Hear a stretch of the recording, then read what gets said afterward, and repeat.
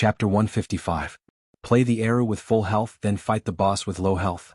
First, the small ones, then the big ones, and finally the boss. That was a scene only seen in movies and TV shows. Instead of fighting the small monsters all the way, Qin Shi preferred to ask, "Who else?" Qin Xueqing seemed to be in a daze. Qin Shi smiled and did not explain further. After about a minute, there was a rush of footsteps from the back of the hall. The two turned around and saw a group of Nanyang people with various weapons suddenly rushing into the hall. There were at least 15 or 16 people in front of them. Most of the people here could be said to be short and vigorous. Some were holding pistols, some were holding submachine guns, and some were even holding AK-47s. There were two old pagoda trees in front of the temple. They were estimated to have lived for hundreds of years. The lush leaves blocked most of the sunlight and made the hall look a little dim. There were three categories of countries in the world: developed countries, developing China, and least developed countries. Vietnam was originally at the bottom of the list, but the economic situation had improved significantly in recent years, so it jumped from the least developed country to developing China. Although it became developing China, there was a clear difference between Vietnam and Wuxia. Vietnam today was equivalent to Wuxia in the 80s and 90s.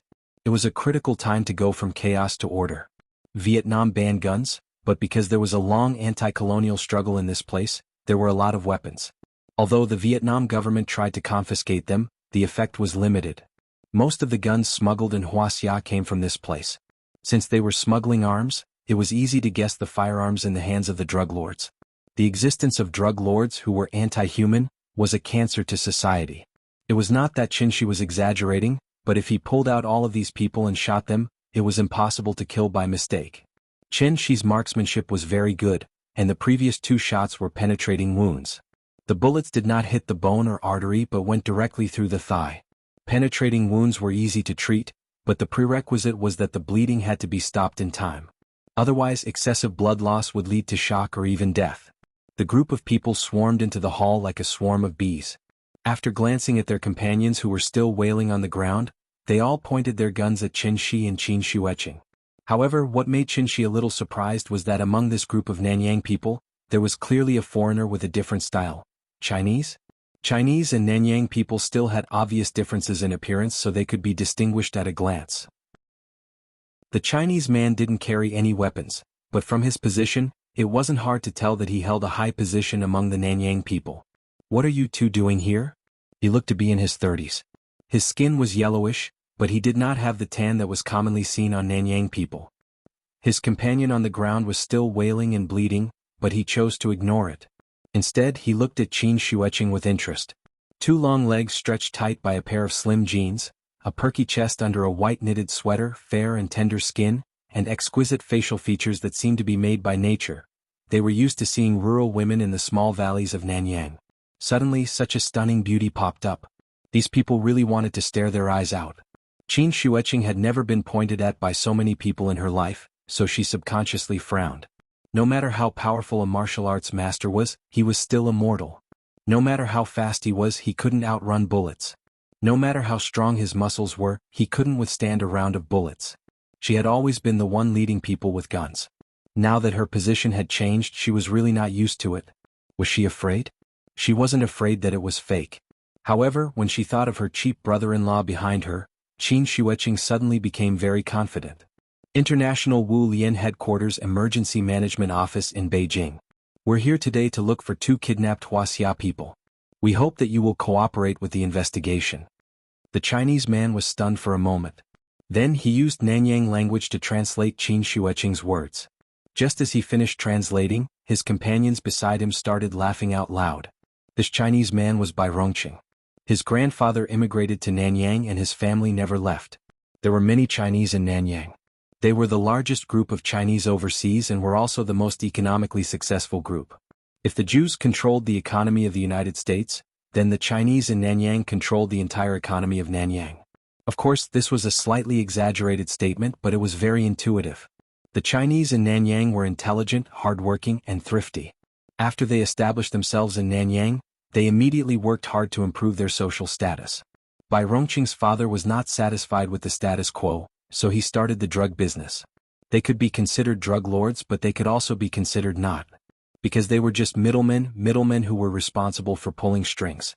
For example, after a boss of a gang in Hong Kong was killed or arrested, the first thing the new boss would do was to visit the middleman in Nanyang. Production and sales were important links that could not be separated. The big drug lords were closely watched by Interpol and generally did not leave their territory easily. At this time, the middlemen needed to step in. In recent years, many countries around the world had increased their efforts to crack down on drug trafficking, but the global drug trade did not decrease. Instead, it increased by more and more. It was all because of the middlemen. They could be said to be omnipresent middlemen. Money or guns? Choose one. Either cooperate or your whole family dies. The group of people led by Rongqing spoke in English. Qin Shuiqing could not understand. However, how could she not understand their wretched expressions and obscene actions?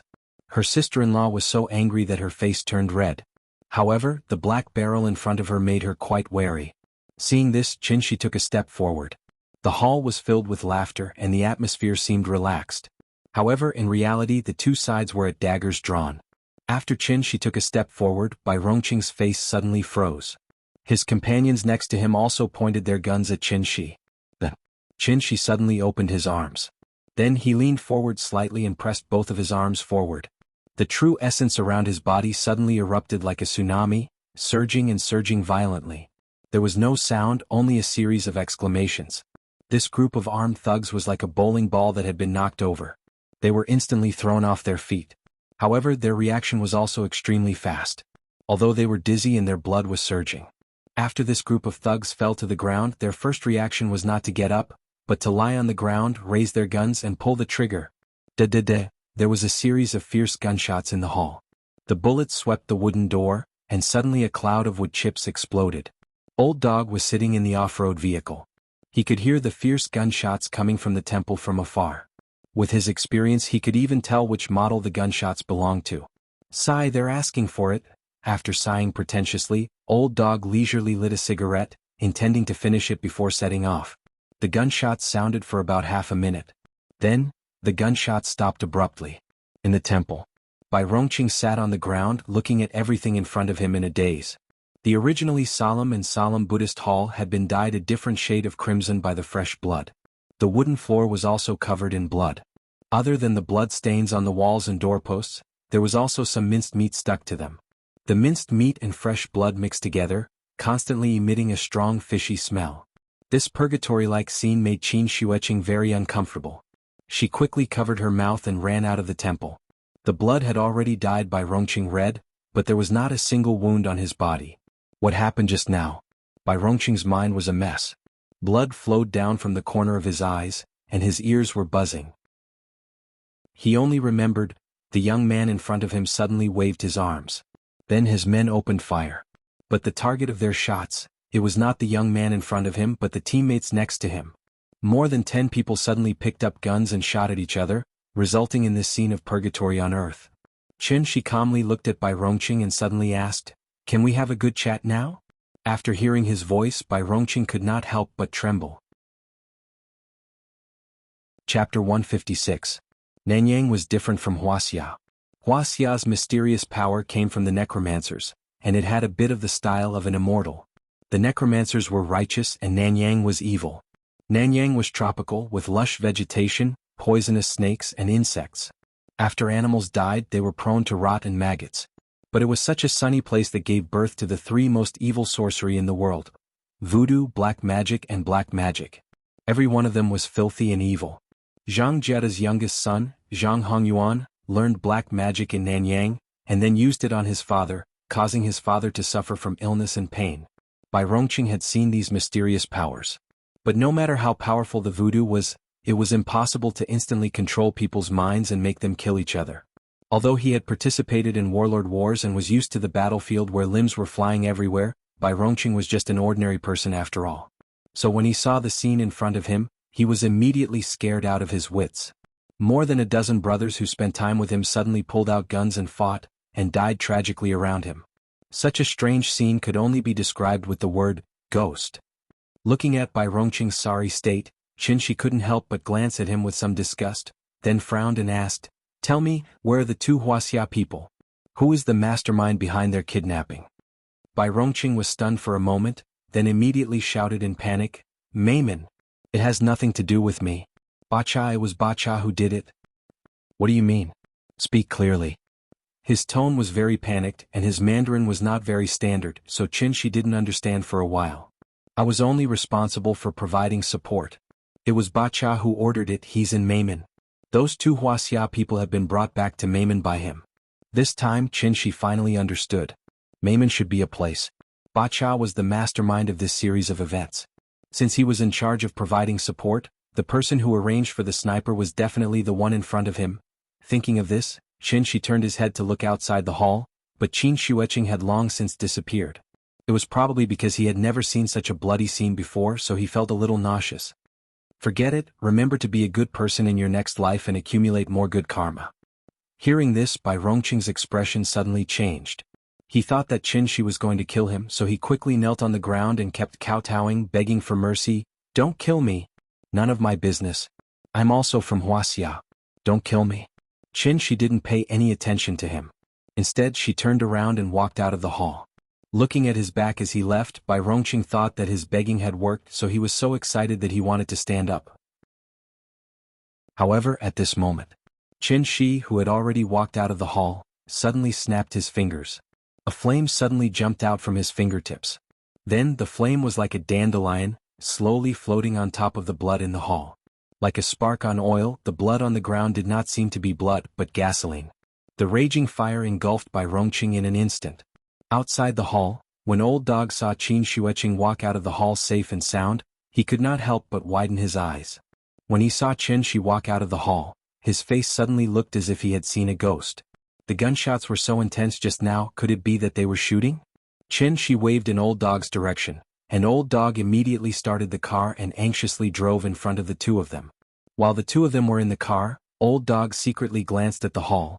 Then he could not help but swallow a mouthful of saliva, and cold sweat appeared on his face. Go to Meimen. Old Dog had not recovered from the shock, and when he heard Qinshi say it again, he said with a panicked expression, Meimen? Golden Triangle? Hearing this, Qinshi raised his eyebrows and could not help but chuckle. Golden Triangle? Let's go, let's take a look. It had to be said that the Old Dog was also very powerful. After entering Laos, he contacted a helicopter and directly flew Qinshi and Qin Shueqing to the Golden Triangle. This place was inaccessible and mountainous. Most of the areas were more than 3,000 meters above sea level, and the roads were all small roads, so they had to rely on horses and mules to transport drugs. Now that they had money, helicopters naturally became the most popular item for drug traffickers. 20 years ago, Kun Sa ruled the world here, but after Kun Sa's death, this place returned to its previous state of fragmentation, similar to the three kingdoms of Qin and Han. Bacha is a drug trafficker who suddenly rose to prominence in the past 10 years, and his group of people are not afraid to fight. In terms of strength, he is below average, but in terms of terror, he is definitely in the top 3.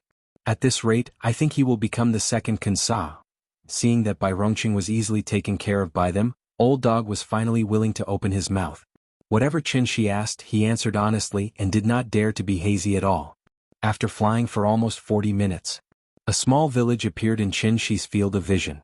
This was a very backward village, and the style of the houses were all wooden high houses unique to Nanyang. A few children ran around the village from time to time, and it was a peaceful scene. The helicopter landed in the open space outside the village, but the children seemed to be used to it, and did not even gather around to look at it. Qin Shueqing got off the helicopter and saw a sea of red flowers.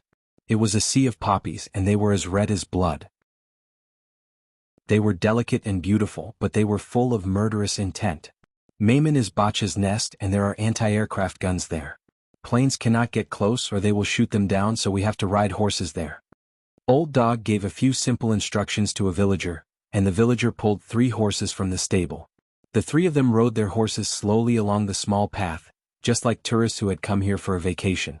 After walking for about an hour, the Old Dog finally stopped. He pointed at the winding path in front of them and said with a smile, "Leader, we're here.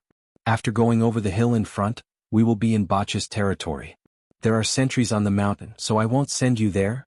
After that, Old Dog wanted to turn his horse around and return to the village. Stop. Qinshi stopped him. At this time, Qin Shueqing also turned to look at Qinshi. They came here not only for revenge but also to save people. If it was only for revenge, they only needed to sneak in, kill and run. But if they wanted to save people, they had to think about it carefully. After all, the hostages were just ordinary people and a bullet could kill them. Qin Shueqing had already thought of a few plans in an instant. But after thinking about it, she changed her habit and did not immediately say her opinion, but silently waited for Qin Shi to make the final decision. Everything was up to him. Assassination? Or a trick? Qin Shi thought about it for a while and then made a decision. Like I said, stay here and wait for us to come back. After glancing at Old Dog, Qin Shi turned to Qin Shueqing and said, "Let's go, I want to see how poisonous and powerful that drug lord is." After hearing his bold declaration, Qin Shueqing immediately nodded excitedly. Chapter 157. This was a place where poppies bloomed, and where drugs were rampant and evil were bred. In people's impression, this place represented darkness. However, after experiencing it for themselves, people realized that this place was so beautiful and sunny. If they didn't know that they were poppies, they would only think that it was a sea of flowers more beautiful than roses, delicate and dazzling. The tropical monsoon climate made the vegetation and trees here particularly lush. The entire mountain was basically covered with green shade, and it was a beautiful scenery that belonged to nature. Even the spirit of heaven and earth was far better than the Qinling Mountains, and this place was actually a paradise. Just from looking at the scenery, it seemed that this place was completely unrelated to darkness, drugs and murder. It was 3:30 in the afternoon in Shangjing, and the sun was particularly bright in Meimen. The sentry post was a wooden tower that was about 4 meters tall. On the left and right there was a Nanyang soldier with a gun on guard. It was not right to say that they were soldiers, because they were actually a group of militiamen who had not undergone military training. The fierceness in their bones was enough to run rampant. The two militiamen lazily leaned on the sentry post's railing. At this time, there was suddenly a faint sound of horse hooves in front of them. When the two horses were only about 30 meters away from the sentry post, the sentries suddenly came back to their senses. After greeting each other, they leaned out. There were 2 horses with a man and a woman sitting on each of them. Looking at the bright clothes and fashionable clothes, it was as if they were tourists who had mistakenly entered this place. But this was the core area of the Golden Triangle, how could there be tourists? The sentry on the left was rather alert and immediately aimed his gun at the 2 of them. Then he started mumbling something that no one knew what to say. Perhaps seeing that they had no weapons on them, the 2 sentry did not immediately shoot. The horse went straight to the wooden door in the middle of the 2 sentry posts. At this time, the sentry finally saw the appearance of the 2 people. Beauty knew no boundaries. After seeing the woman's appearance, one of the sentries couldn't help but whistle. Then he stuck his head out and mumbled something that no one knew what he was talking about. Qin Shueqing glanced at Qin Shi and suddenly asked, "You left, I right?" "Up to you." "All right." As soon as he finished speaking, Qin Shueqing suddenly jumped up from the back of the horse. She jumped 3 or 4 meters high. Like a swallow returning to its nest, she leaped into the sentry's basket. The one on the left should be a veteran, so when he saw Qin Shueqing suddenly jump from the back of the horse, he immediately reacted and quickly pointed his gun at Qin Shueqing. But at this time, Qin Shi picked up a leaf and suddenly threw it at the sentinel on the left. The green leaf instantly turned into a deadly blade and pierced through the guard's throat, leaving a long trail of blood in the air. Only brain damage could lead to immediate death, so the sentinel did not die immediately. He widened his eyes and hurriedly dropped the gun. He used both hands to tightly grip his neck, trying to press down on the wound. But how could the wound on the aorta be pressed with the hand? All of this happened in a flash. Even when Qin Shueqing jumped in front of him, the sentinel on the right still had not recovered. He stared blankly at the beautiful woman in front of him. Then his eyes suddenly turned black and he completely said goodbye to this world. Qin Shueqing smashed the top of his head with her palm. After taking care of the sentinel on the right, Qin Shueqing jumped down from the basket and gently landed on the back of the horse. This was the first time she killed someone. But strangely, Qin Shueqing did not feel any discomfort. She felt as if she had just casually killed a fly, so she did not feel guilty at all.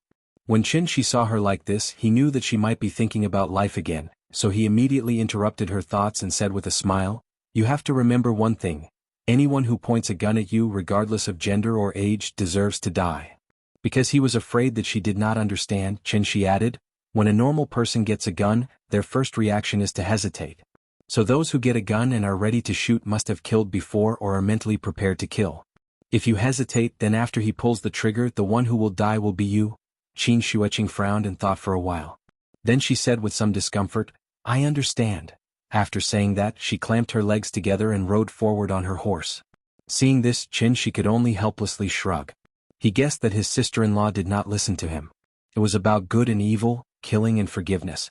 Qin actually agreed with this, saying, "Forgiving them is God's business. I am only responsible for sending them to see God." Maymon's territory was very large. After passing the sentry post, the two saw large areas of poppy fields, just like the rape fields next to the highway.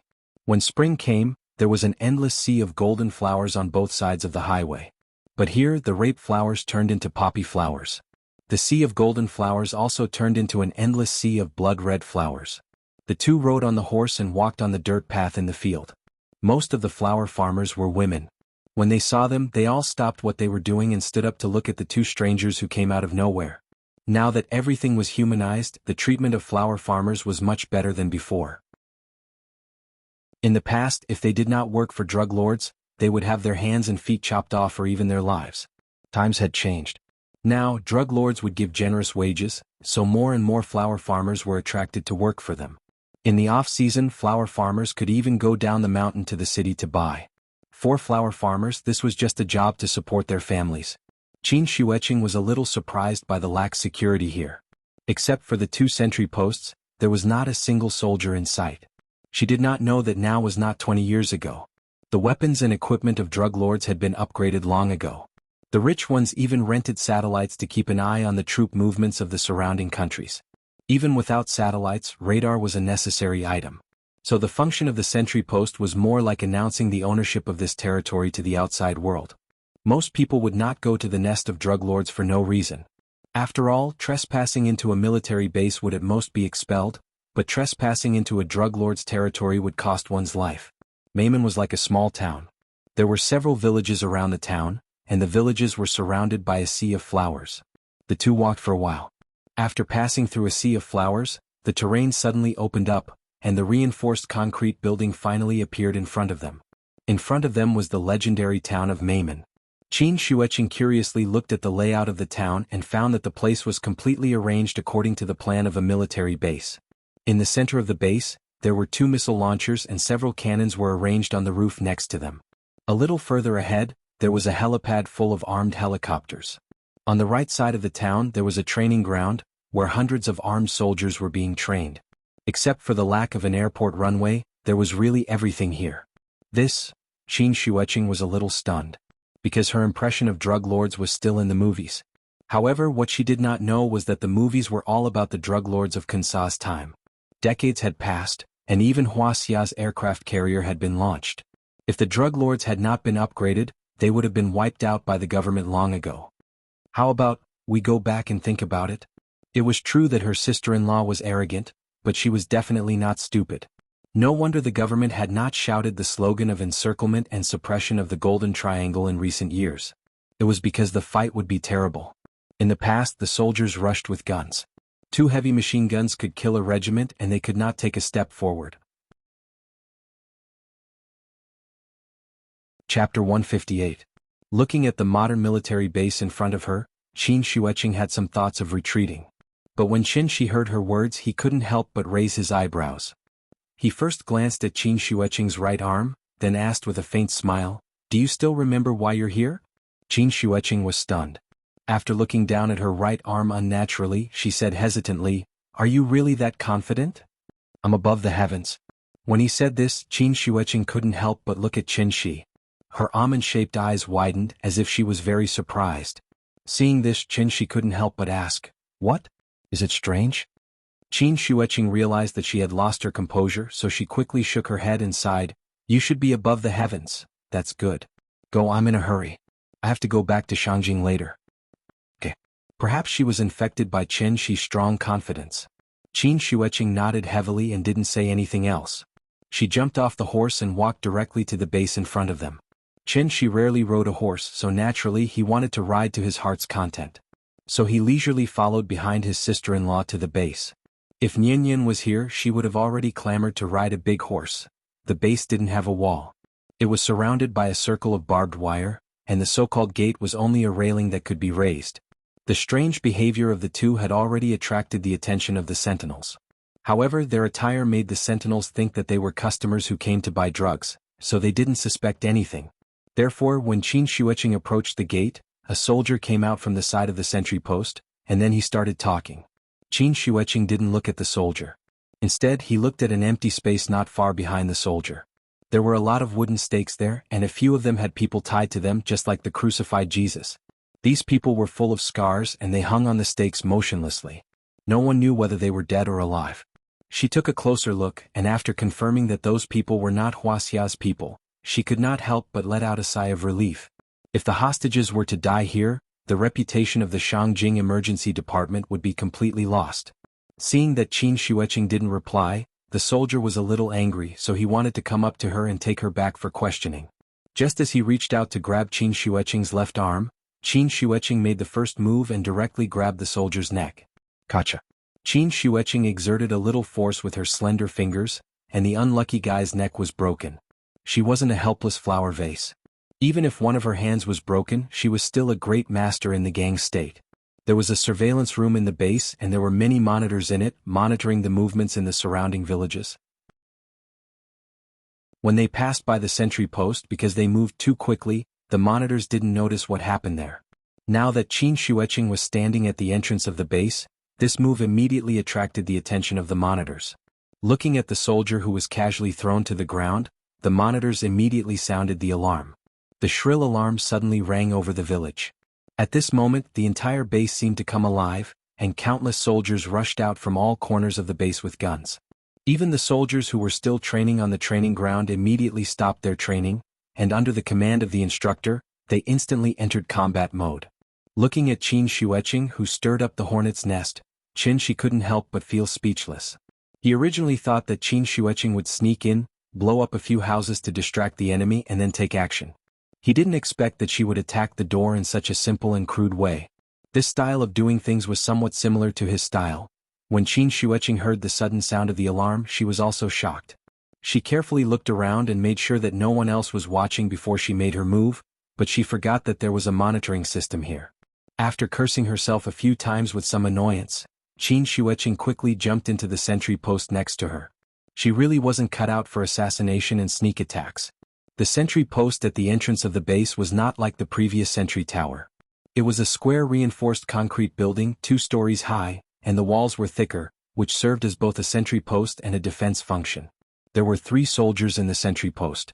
After hearing the alarm, one of them was ready to go out to check the situation, but he didn't expect to run into Qin Shuiqing, who rushed into the sentry post. Almost without any reaction, he fell to the ground silently. A master could kill people within 10 steps like killing chickens. When Qin Shuiqing sneaked up to the second floor, the other 2 soldiers were still observing the situation on the second floor.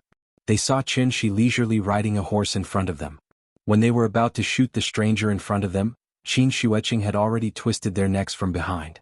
After the monitor explained the enemy's situation and location through the broadcast, the soldiers all rushed toward the sentry post. After all, they were not a regular army, but the private armed forces of the drug lords, so they didn't have high discipline. When they heard that the enemy had invaded, they swarmed over. Qin Shuiqing sneaked a glance at the situation below. There were at least 200 to 300 people and they were all fully armed soldiers. These private armed forces were actually not much different from terrorists, so when they saw the body at the gate, they didn't need anyone to give orders, and 3 soldiers carrying rocket launchers directly walked out. The drug lords lacked everything but money. It was just a sentry post and they could just blow it up and fix it later. They were carrying Carl Gustav M3 84mm rocket launchers, which were only produced in the 1990s and had been purchased and equipped by many countries. They could destroy all armored vehicles, including heavy tanks, as well as defense facilities such as bunkers, field fortifications, and so on within a range of 300 meters. The rocket launcher's initial speed was not fast, only 110 meters per second. After it was fired, it would keep accelerating until it was close to the speed of sound.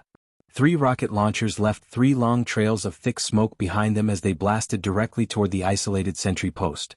Qin Shuiqing hid behind a hole in the wall on the second floor of the sentry post, not daring to show her head.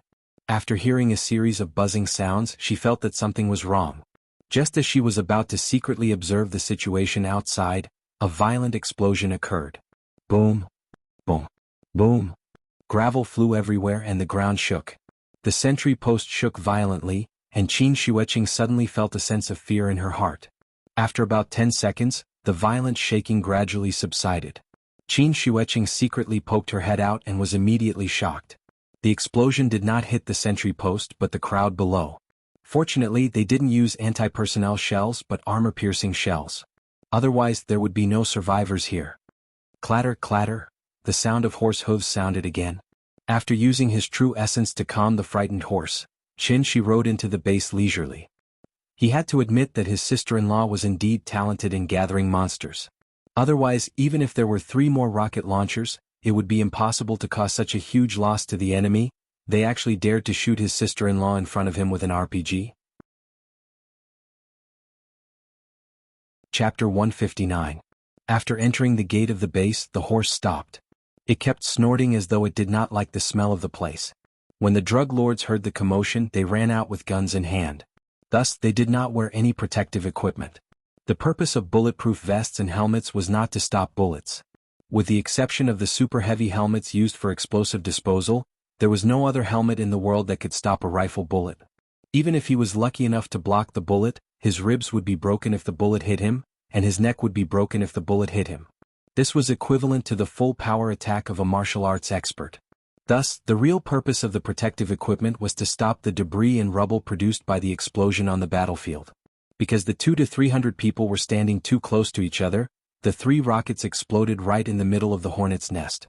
Some of the people who were standing further away were also injured by the rubble from the rocket launcher. As for those who were blessed by God and did not suffer any injuries, they were also stunned by the powerful explosion. They fell to the ground and were unable to get up. The rocket launcher was much more powerful than the bullets. Broken limbs littered the ground and blood continuously flowed into the crater created by the rocket launcher. In just a short while, a shallow pool of blood had already formed. Because the scene was too bloody, Qin Shi immediately displayed his good habit. That was to clean up the battlefield. Regardless of whether they were dead or not, he would go up and burn them all to ashes. Massacre? Bloody? Cruel? No, this was purification. In terms of brutality, if terrorists were ranked first, then drug lords would definitely be ranked second. Thus, forgiving them was God's job. Qin Shi was only responsible for sending them to see God. 200 to 300 people were instantly engulfed by the fire. Qin Shuiqing glanced at the scene and walked out from the outpost. Then, she stood beside Qin Shi with a complicated expression. Qin Shi picked up a gun from the ground. Caliber. The first small-caliber rifle to be officially listed in the world. It was used on a large scale during the Vietnam War. Now, it had been completely retired and replaced by the M16A2. The old version had become a civilian rifle in North America and Europe. He had played Counter-Strike before, but he had never played with a real gun. So, after getting the gun, he studied it carefully. In the end, he didn't forget to take out the magazine and take a look. Then he put it back. Fortunately, the magazine was full. Let's go and see where the hostages are being held. Leaving the horse at the gate, Qin Shi swaggered into the base with Qin Shuiqing. Taking the layout of a regular military base as an example, the outer perimeter was a sentry post, surveillance tower, machine gun tower, concrete walls, and barbed wire. Inside the base was an arsenal, an armory, a fuel depot, and barracks, including dormitories, dining halls, and toilets. The drug lords were not so particular. The anti-aircraft guns were placed at the entrance of the base, and the surface-to-air missile launchers were placed in the middle of the base. What was even more bizarre was that there was actually a villa not far behind the missile launcher. The villa was 2 stories high and there was a small garden in front of it. It was obvious that this was the base of the drug lords. The 2 of them surrounded the base. Qin Shi held his gun and constantly shot at the fish that tried to escape the net. Whoever dared to show their head, he raised his gun and shot. 30 bullets were quickly used up. When there were no more bullets, he threw down the rifle and shattered the ground with his foot. With a wave of his hand, a series of gravel accurately hit the enemy's forehead. In the beginning, some small shrimps tried to resist by shooting, but as the 2 of them gradually went deeper, the sound of gunfire gradually subsided. The 2 of them walked straight to the villa. At this time, Qin Shi discovered a problem. In the beginning, 200 to 300 people died. In addition to the small shrimps that came out one after another, there were at most 400 people. It was impossible for such a large military base to only have so few people. No matter how he thought about it, something felt wrong. Then where were the people? Qin Shi pondered as he pushed open the door of the villa with Qin Shueqing. This was a magnificent villa. If the floors were a little higher, it could almost be called a castle. The drug lords had no taste and were purely nouveau riche. Therefore, the decoration in the villa was very luxurious. There were all kinds of gorgeous and luxurious furnishings that could be considered dazzling. Among them, the most eye-catching was the bearskin carpet that could be seen as soon as they walked in. The villa was empty. There was no one in sight. The two of them looked at each other. When Qin Shi was about to say something, a child suddenly appeared on the stairs on the second floor. It was a Nanyang child who looked to be only 12 or 13 years old. His face was full of fear and timidity. In sharp contrast, the AK-74 in his arms was the stark contrast. As the most widely used automatic rifle in the world, the AK-47 was known as the world's king of guns. A total of 100 million units were produced. At least 53 countries purchased and fully equipped it. 5 countries even painted it on their national flags. This was the synonym for slaughter. So far, at least 20 million people had died under the muzzle of the AK-47. It was far more than the number of casualties caused by the 2 atomic bombs in Japan. The black barrel trembled slightly. The child seemed to be very afraid. Seeing this, Qin Shueqing could not help but be stunned. But in the moment when she was distracted, the child suddenly opened fire. Da-da-da. The muzzle of the gun spat out tongues of fire. There was no fear on the child's face. There was only excitement and fanaticism. The recoil of the AK-47 was well known. However, because the child had been practicing for a long time, his hands were very steady. He stood on the stairs on the second floor as if he had gone crazy. He laughed wildly as he sprayed bullets downwards. The bullets swept the table, the windows, the furniture, and instantly tore everything into pieces. The 30 bullets were quickly used up. When the child put down the gun and looked at his masterpiece proudly, he suddenly realized that although it was a mess downstairs, the 2 people stood there without moving at all. After sighing softly, Qin Shi turned his head and said to Qin Shueqing helplessly, "The bullets fired from the gun of a 14-year-old child are as deadly as the bullets fired from the gun of a 40-year-old man, maybe even more deadly." Qin Shueqing heard this sentence before. It was from the King of War. However, when this scene happened in front of her eyes, she couldn't help but feel very complicated. Qin Shi did not say anything else.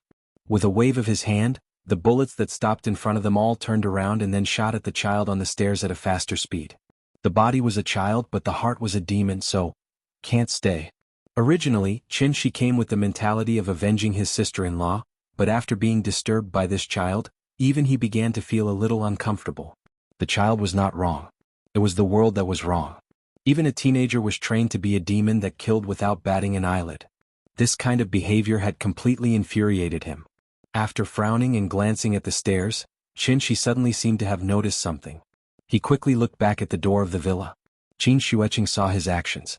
While she was confused, Qin Shi's figure had already disappeared from the hall. Almost at the same time he was outside the villa. Chapter 160. Missiles were divided into strategic missiles and tactical missiles. The Tau anti-tank missile was a tactical missile.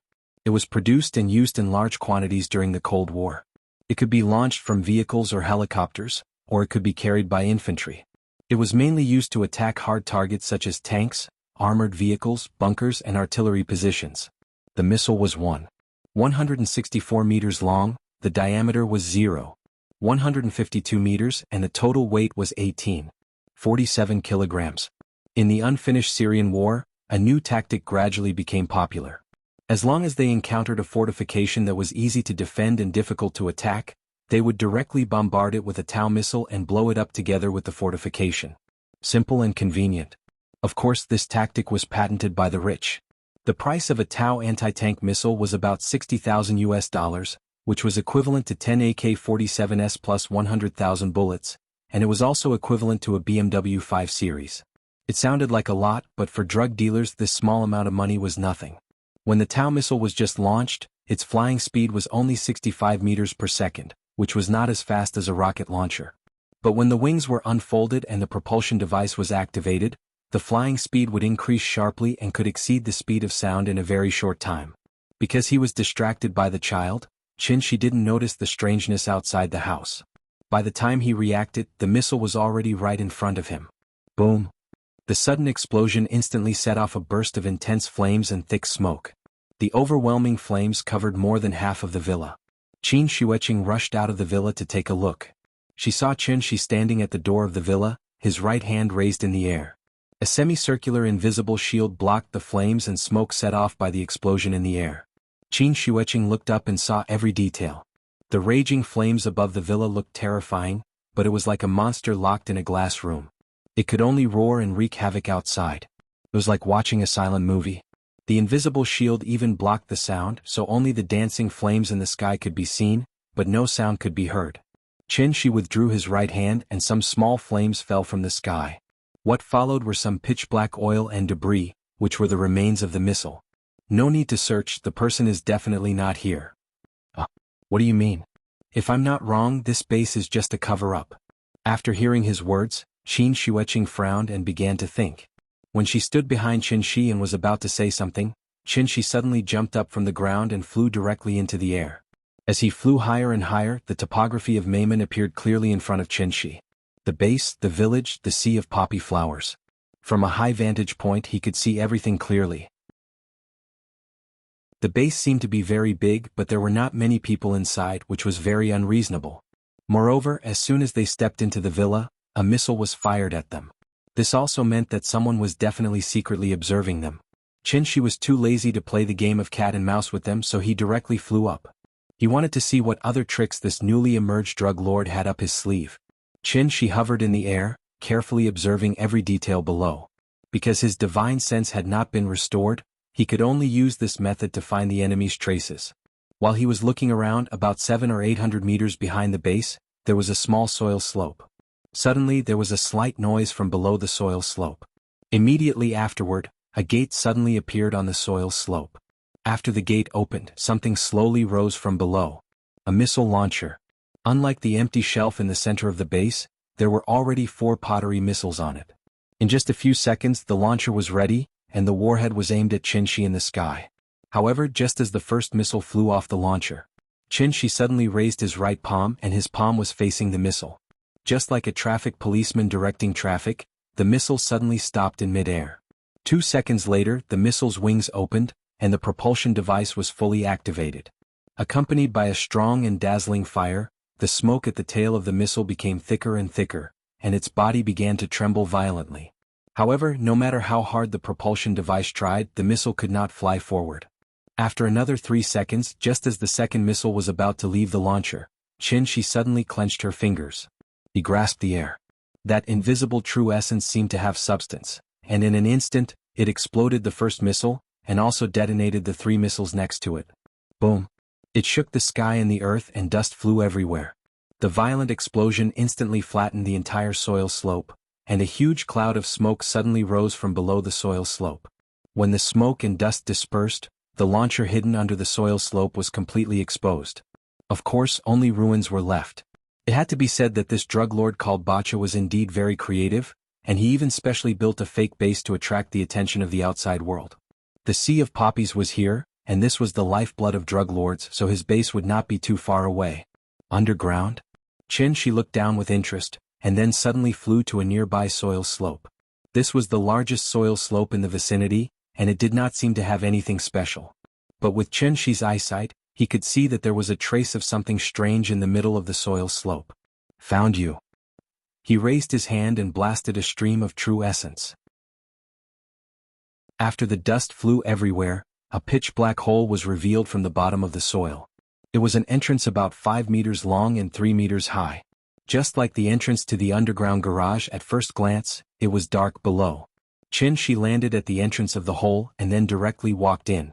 However, waiting for him was a group of fully armed soldiers. Intense gunshots suddenly rang out from underground, and the crazily gushing flames almost lit up the underground tunnel. A true essence barrier instantly appeared in front of Qin Shi.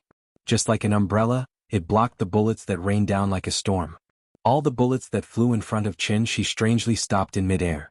In a short while, an iron wall made of bullets appeared in front of Qin Shi. The afternoon sun shone in from outside the hole, and the soldiers stood at the bottom of the tunnel so they could not see the figure of the person clearly. They looked up, and no matter how hard they tried, they could only see a vague shadow at the entrance of the tunnel. After estimating that even a tank would be penetrated, the soldiers stopped firing. At this time Qin Shi waved his hand. The wall of bullets in front of him suddenly turned into a rainstorm and shot at the people below. In an instant the end of the tunnel became a hell on earth, and endless screams and wails echoed. Qin Shi slowly walked down the tunnel. When he reached the bottom of the tunnel there was no one alive. At this moment he was the incarnation of the god of death. Chapter 161. The explosion just now caught Qin Shuiqing's attention. Although she couldn't fly, her running speed wasn't slow. As soon as Qin Shi walked into the tunnel, she had already rushed over. Martial artists were too weak in the face of modern weapons. It was fine if it was an assassination, but when it came to a large-scale confrontation like this, she could only hide in the back and cheer. After all, she couldn't compare to a non-human existence, right? So even if she didn't want to admit defeat, she could only obediently hide behind Qin Shi and follow her cheap brother-in-law to sweep through everything. The underground base was about the size of 3 or 4 football fields, about the same size as the fake base outside. The height of the entire space was at least 4 or 5 stories high, and it didn't feel oppressive at all. There weren't many people in the fake base because everyone was hiding here. As far as the eye could see, rows of military tents were placed in the open space, and many workers in white coats and masks were constantly coming in and out of the tents. Although there were many ventilation devices, the entire underground space was filled with a sour smell. This was because the purification of drugs required acetic acid. How was this a military base? It was clearly a huge drug manufacturing factory. At the same time, it was also an inexhaustible natural treasury. After Qin Shi killed the soldiers at the end of the tunnel, he stepped into the air and walked directly over the pile of corpses. Qin Shuiqing didn't have his ability, so she could only jump into the open space on the opposite side. Then they were surrounded. With the two of them as the center, hundreds of fully armed soldiers fanned out and pointed their guns at them. However, this time the other party seemed to have learned their lesson, so they didn't immediately attack. Qin Shi glanced around. Wherever his gaze landed, the soldiers all retreated in fear. The originally slightly loose encirclement was expanded by his gaze just like that. Only one person didn't move. It was a middle-aged man with dark skin. He looked to be in his 40s and was about 1.8 meters tall. Compared to the Nanyang people around him, his height was like a crane in a flock of chickens. Respected celestial greetings? The middle-aged man's Chinese was much more standard than by Rongqing's, so Qin Shi immediately frowned and asked, "Are you from Wuxia?" "No, I'm from Shan." "Alright, as long as you're happy." Although he didn't want to admit it, most of the big drug lords in the Golden Triangle who wreaked havoc all over the world were actually Chinese. Even Kun Sa, who had almost unified the Golden Triangle, was from Dianzhou. This middle-aged man was Bacha, the leader of Meimin, a true warlord and drug lord. After hearing Qin Shi's seemingly joking reply, Bacha immediately felt relieved. He quickly turned his head and gestured to the attendant beside him. "Respected celestial being, there's an old saying in Wuxia that goes, 'Those who don't know are not guilty.' I didn't know of your existence before, so I offended you. Please forgive me." As he spoke, Bacha's entourage brought 2 people forward. They were Ning Zhonghua and Su Wei, whom he had not seen for a long time. "Mr. Qin." "Mr. Qin." When Ning Zhonghua saw Qin Shi, he was so excited that he almost couldn't speak. His complexion was yellowish and dark and he had lost a lot of weight. The white shirt he was wearing had almost turned into a black shirt. Ning Zhonghua's expression was very emotional, but compared to Su Wei, it was a bit of a joke. After Su Wei saw Qin Shi for the first time, he couldn't help but cry. He was considered a well-known business tycoon in Zhonghai, but at this moment he was crying in front of thousands of people. It was easy to imagine what kind of grievances Su Wei had suffered. "I'm sorry, the previous misunderstanding caused you two to suffer a lot. I would like to express my sincerest apologies to you too. I hope you don't take it to heart." While speaking, Bacha gestured for his men to untie them. As soon as the ropes were untied, Ning Zhonghua and Su Wei rushed behind Qin Shi. As for what Bacha said just now, they didn't hear a single word. Qin Shuiqing looked at the two with slight disdain and then slightly distanced herself from them.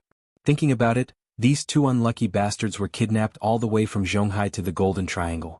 They had to travel on land and because of the Wu Lian's pursuit, they had to follow the group of Nanyang people over mountains and valleys.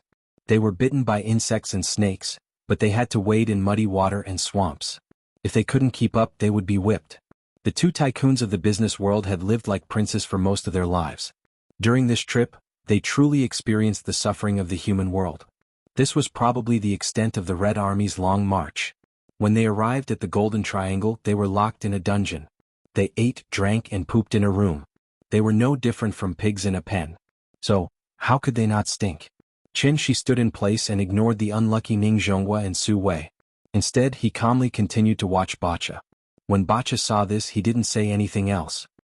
He turned his head and said a few words to the attendant next to him. Not long after the attendant left, when he came back, he was pushing a trolley that looked like a food delivery trolley. The food delivery trolley was covered with a white cloth. When the attendant opened it, several heads were placed on top of it. These are the leaders of this operation. If you don't believe me, you can ask them to come out and identify. Bacha smiled and pointed at the food delivery trolley. It looked a bit like a staff member selling snacks and fruits on a train. Qin finally saw the ruthlessness of a drug lord today.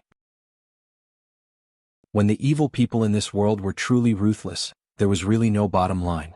After a deep sigh, Qin suddenly asked, "Just now you wanted to fight, now you want to surrender? Are you so sure that I'll let you go?" No, I'm not sure." Bacha shook his head and said calmly, "I didn't know that you were a celestial being, so I dared to offend you. Now that I know, I naturally have to change the way to solve the problem." "Solve the problem?" "Oh, with the people behind you?" After saying this, Qin once again scanned the surroundings. As far as his eyes could see, the soldiers all retreated.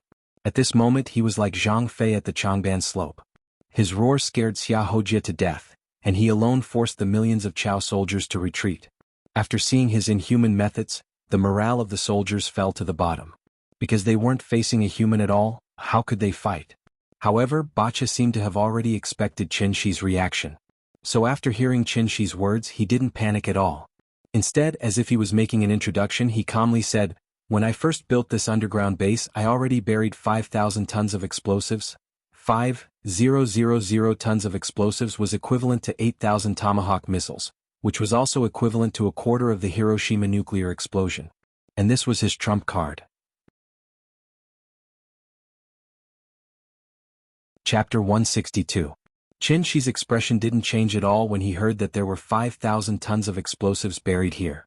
Seeing this, Bacha continued, 5,000 tons of explosives isn't a threat. It's a means of self-protection. Just like a gecko cutting off its tail or a pufferfish bloating, it's an animal's instinct. Maybe you think this is ridiculous, but it's the only way I can protect myself. No one knew of your existence before, so I dared to offend you. I'm just following orders. I hope you can understand my difficulties. Bacha kept a low profile. Qin didn't speak, as if he was thinking about something. But at this moment, there was a strange movement in the tunnel behind him. Qin Shueqing quickly looked back.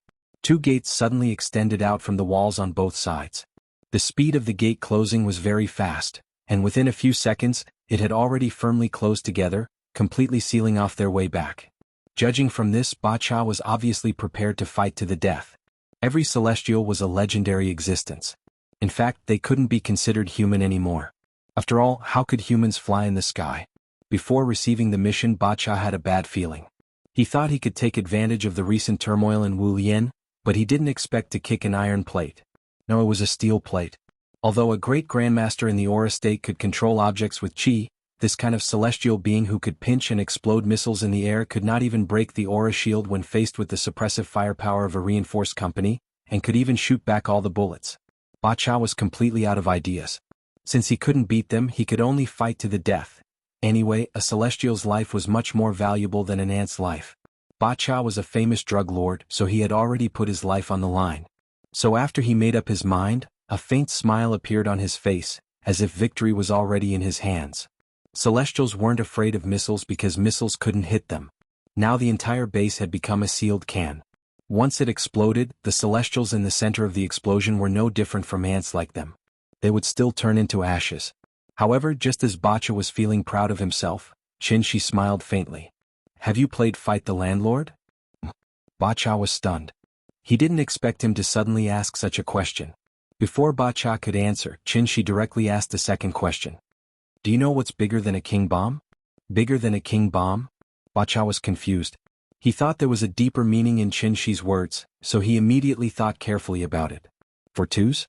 "No, in Fight the Landlord, the king bomb was the biggest card?" He was still pondering. Qin had already given him an answer. "Let me tell you, bigger than a king bomb, flipped the table as his voice Chen-Shi's words and the other he's of, before they could react, they were dragged by Chen-Shi and flew straight up the tunnel. At this moment Bacha finally reacted. At this time he no longer had any expression of victory, only a face of impatience. He kept roaring at the soldiers, "Beat them! Don't let them get away!" When the nervous soldiers heard his roar, they were so scared that they immediately pulled the trigger. They didn't even see a shadow before they started shooting. Intense gunshots instantly resounded throughout the entire base. However, Chen-Shi was extremely fast. In the blink of an eye, he had already dragged the three of them to the door that isolated the exit. A long sword condensed from true essence suddenly appeared in his hand. The long sword pierced through the gate. The gate, which was comparable to the gate of a vault, was as soft as a cake. The sword pierced through it without any resistance. With a twist of his right hand, Chen-Shi instantly cut a large hole in the door. The cave was not big, only a little more than a meter in diameter. Chen-Shi led the three of them out of the cave and then soared into the sky. Bacha hurriedly led his men to the end of the passage. Looking up, the sunlight was constantly shining through the hole into the passage. Where were the figures of those people? Scram! Seeing this, Bacha immediately panicked. He turned around and ran into the depths of the base. All the soldiers in front of him were fiercely slapped to the side. Bacha didn't lie. There were indeed 5,000 tons of explosives buried under the base.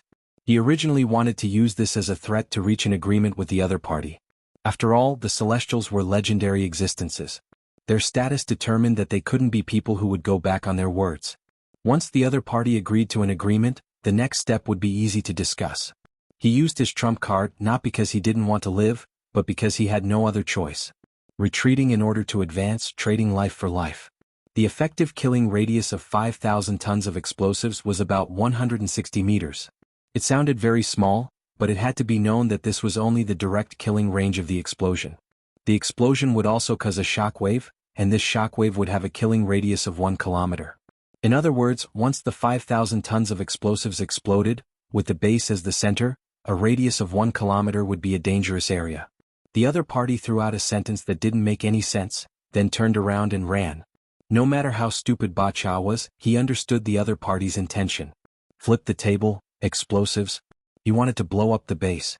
Although the base was filled with explosives, it couldn't be detonated without a detonator. After all, the other party was a celestial. Who knew if he had some mysterious means like the boss? Bacha didn't dare to gamble, so his first reaction was to run as far as he could.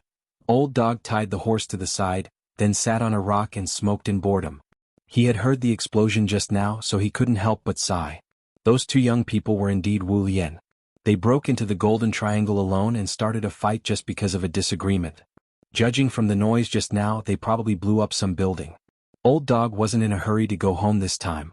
Because they did have some ability, maybe they wanted to cause a disturbance first, then take action. In that case he would wait until it was dark. If they still didn't come out when it was dark, then don't blame him for running away. He couldn't stay in Maoping village anymore. After going back this time, it was best to hide in Yuebei for a while.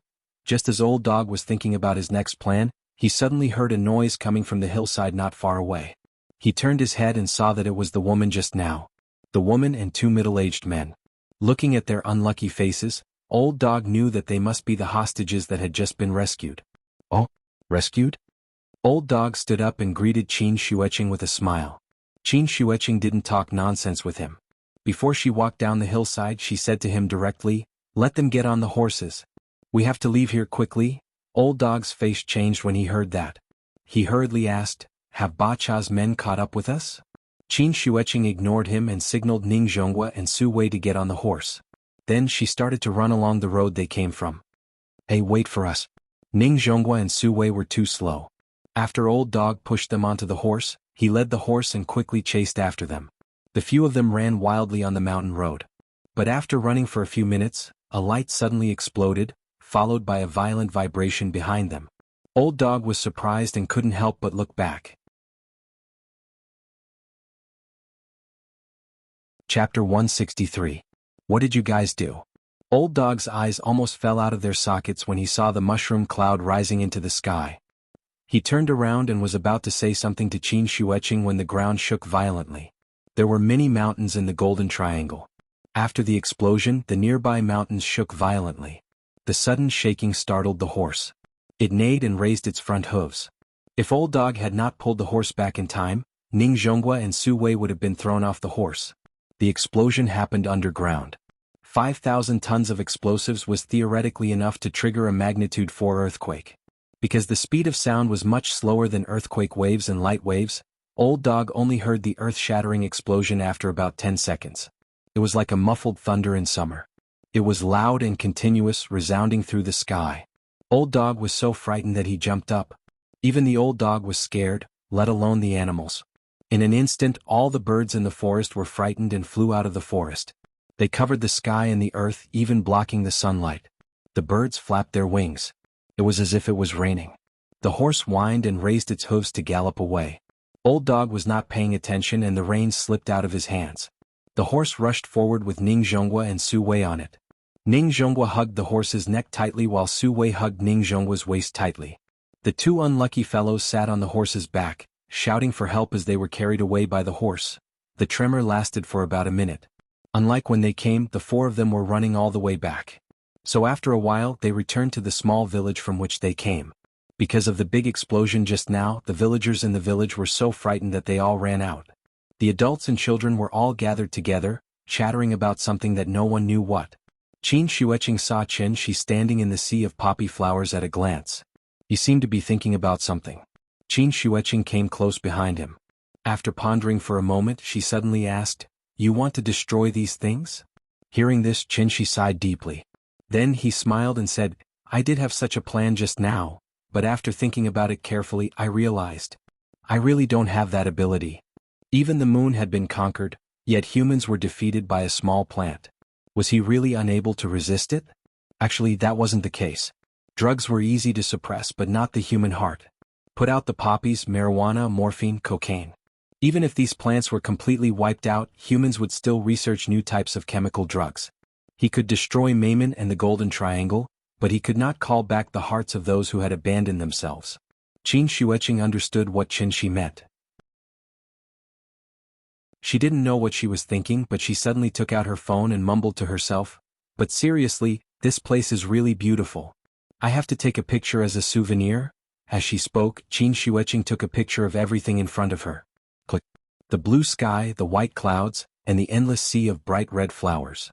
Qin Shi's back was particularly prominent in the sea of flowers. There are flowers in the world like a sea. Stay in one place and don't let them drift.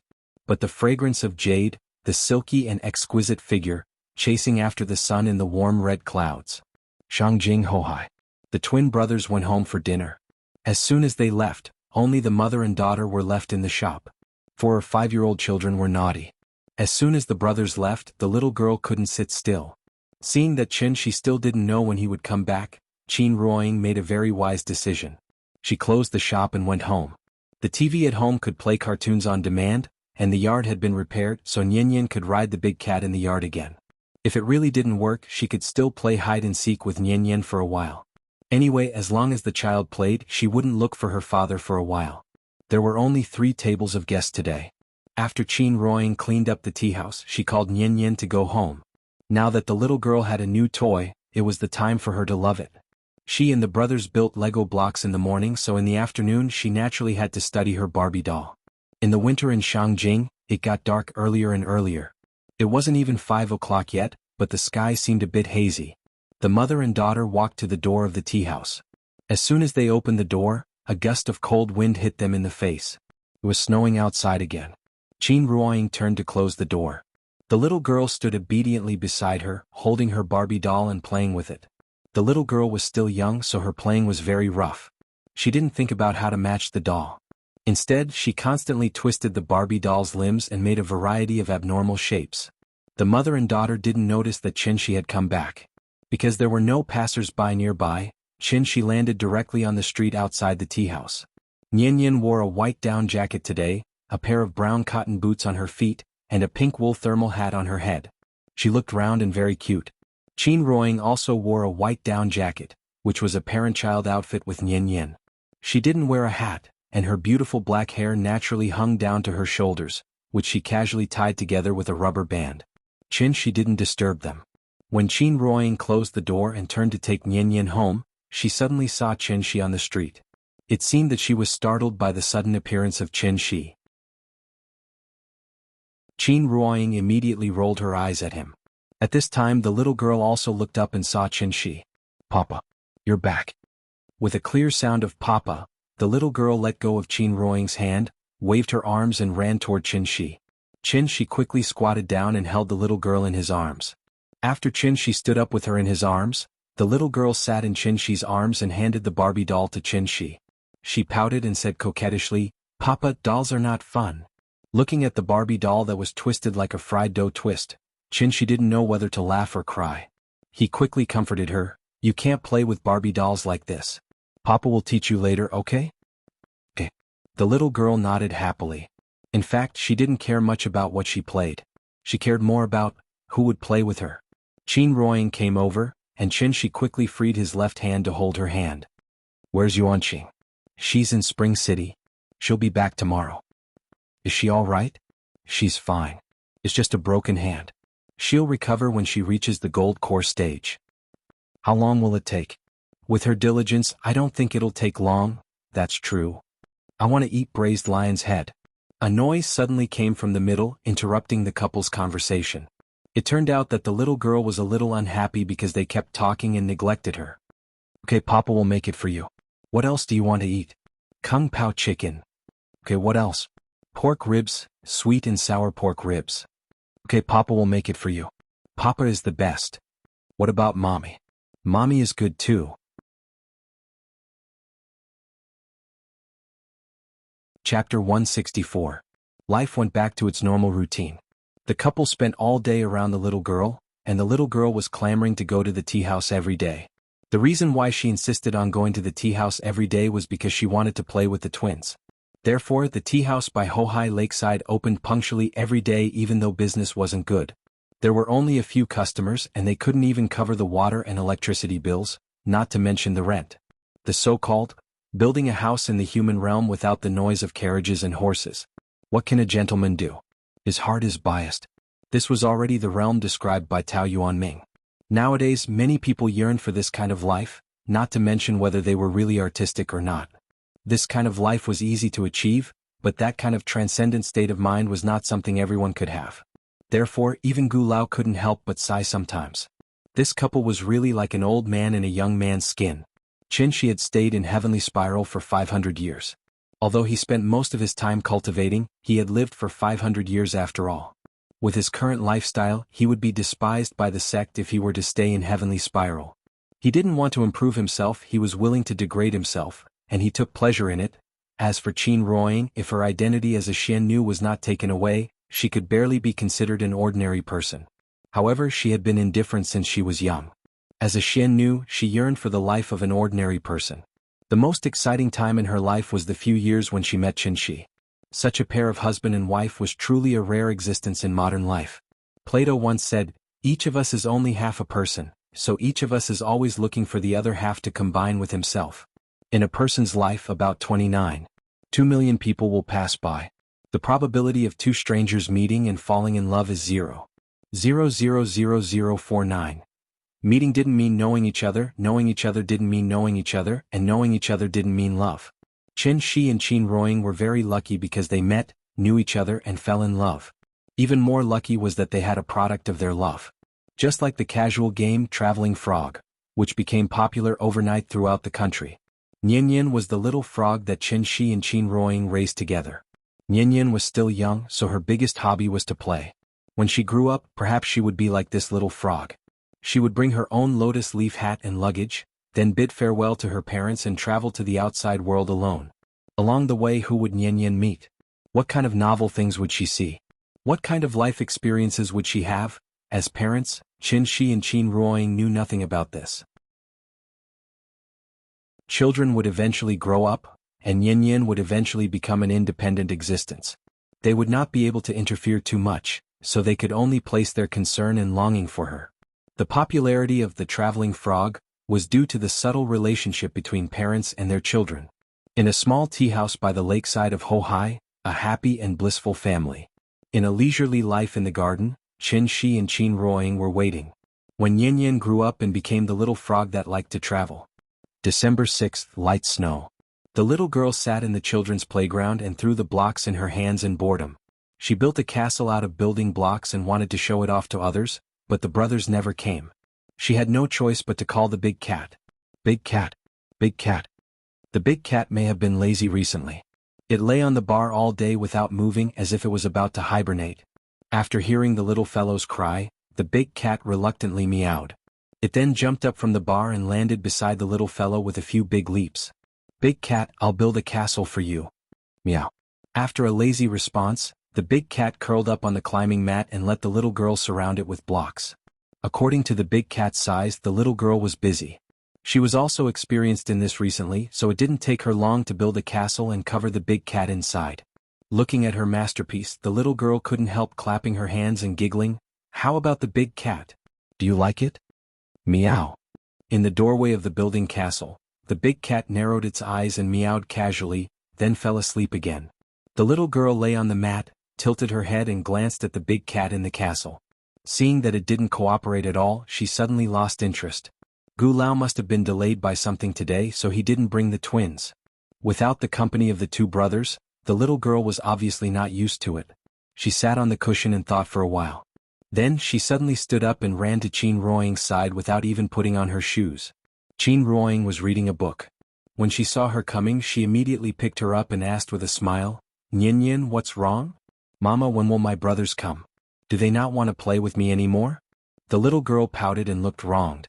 Seeing this, Qin Ruoying could only smile helplessly and said, "My brothers have something to do, so they can't play with you today. Wait until tomorrow, they will come again tomorrow." Qin Shi was changing the water in the kettle. Seeing the little girl's dejected look, he immediately interrupted and said, "Nyin Yin, it's rare that you're free today, why don't we take you out to play? Where are we going? How about going to the mall to eat KFC? Hearing this, the little girl's eyes suddenly lit up, and she immediately responded, "Okay. I want to eat KFC." "Then you go and put on your shoes. When you're done, we'll go out." The little girl ran back to put on her shoes. Qin Shi's cooking was much better than KFC's, and the little girl was just looking for something new. Qin Ruoying naturally didn't have any objections to eating a meal once in a while, so she let it be. The tea house closed early again. The family of three stepped on the light snow and walked to Dongming Alley. When they passed by the courtyard, Qin Shi suddenly asked Qin Ruoying to wait for him, and then ran into the courtyard like a wisp of smoke. After waiting for a while, Qin Shi came out again. When Qin Ruoying saw his secretive look, she knew that he must be up to something again. Thus, she looked at him with a faint smile, waiting for him to explain himself. Seeing this, Qin Shi didn't hide anything and immediately took out two things from behind her. Dang dang dang, when Qin Ruoying saw it, she suddenly did not know whether to laugh or cry. Qin Shi held the household register in his hand, one for her and the other for Qin Shi and Yin Yin. After seeing the household register, Qin Ruoying understood what he wanted to do, so she asked with a smile, "Do you still care about these things? Of course, we have a child illegally living together, so we have to make up for it." At this time, the little girl grabbed the household register in Qin Shi's hand, and then curiously turned it over. "Papa, what is this?" She did not know how to read, so she pointed to the 5 characters on it and asked, "Household register. Come on, Papa will teach you how to read." Holding the little girl in his arms, Qin Shi pointed to the Chinese characters on the household register and taught her to read. The family of 3 walked out of the alley. When they were about to walk out of the alley, Qin Ruoying suddenly could not help looking back at the familiar alley. In a trance, she seemed to have returned to the past. At that time she would walk through this alley every day. But at that time she did not think.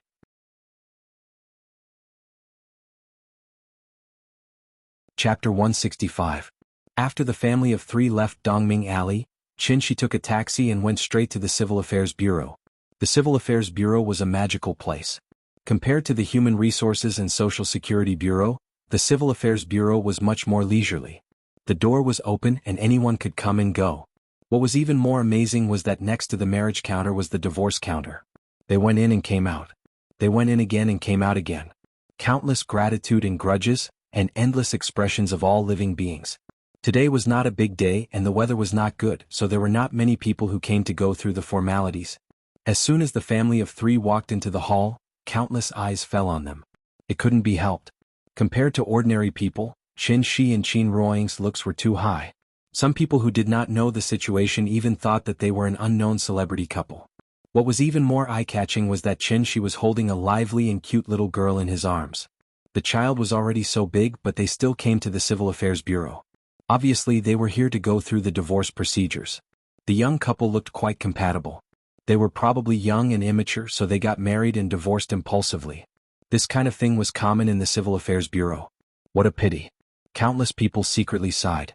However, what made everyone's jaws drop was, Shi did not take the divorce registration number, but the marriage registration number.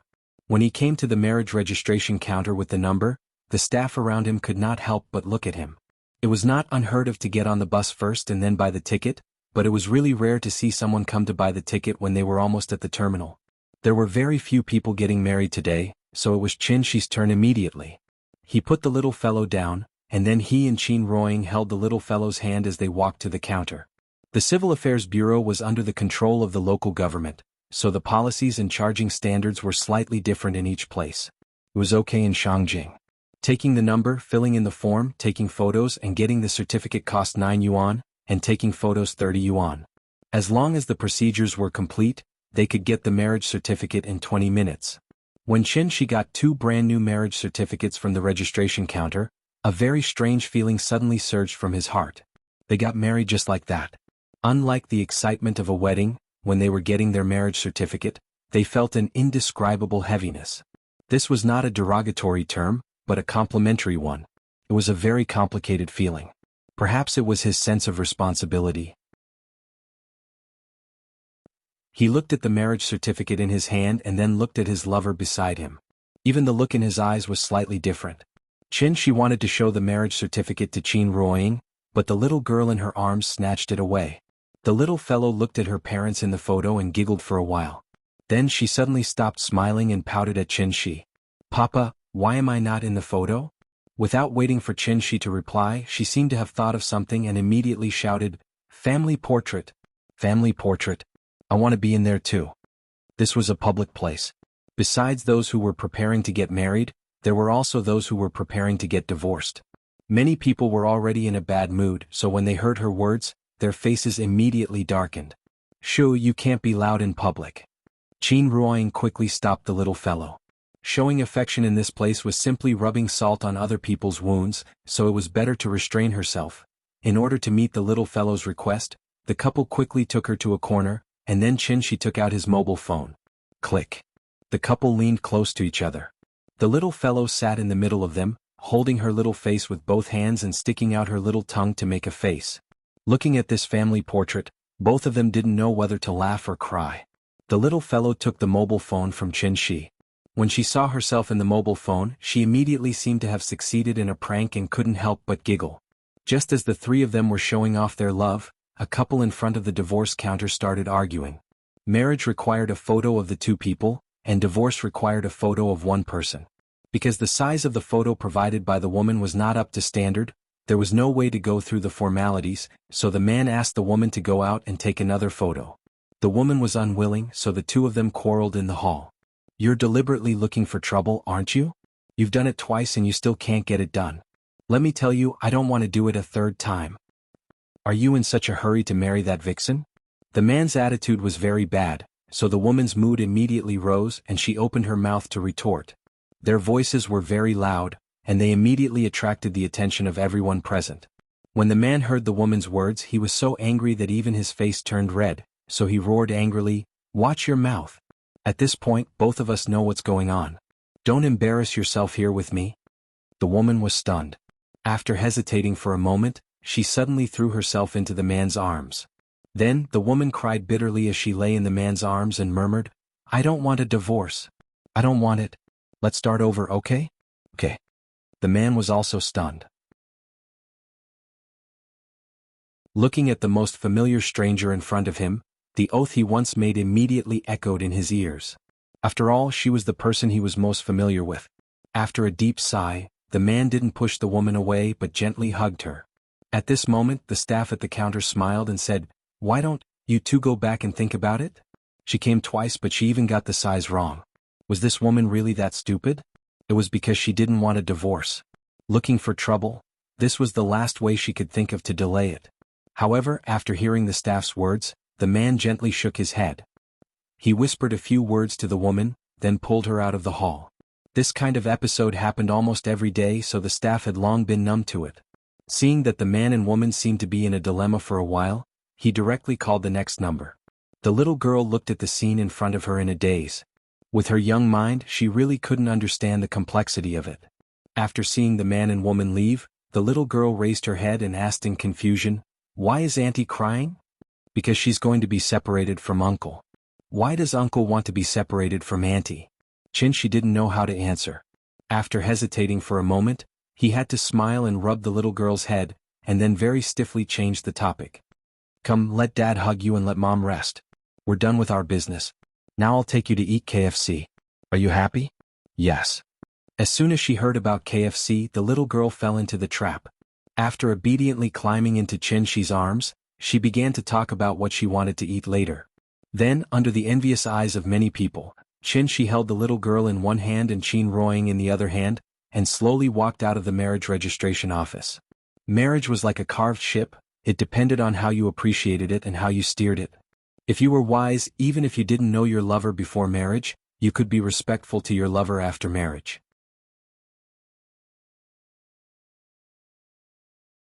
Chapter 166.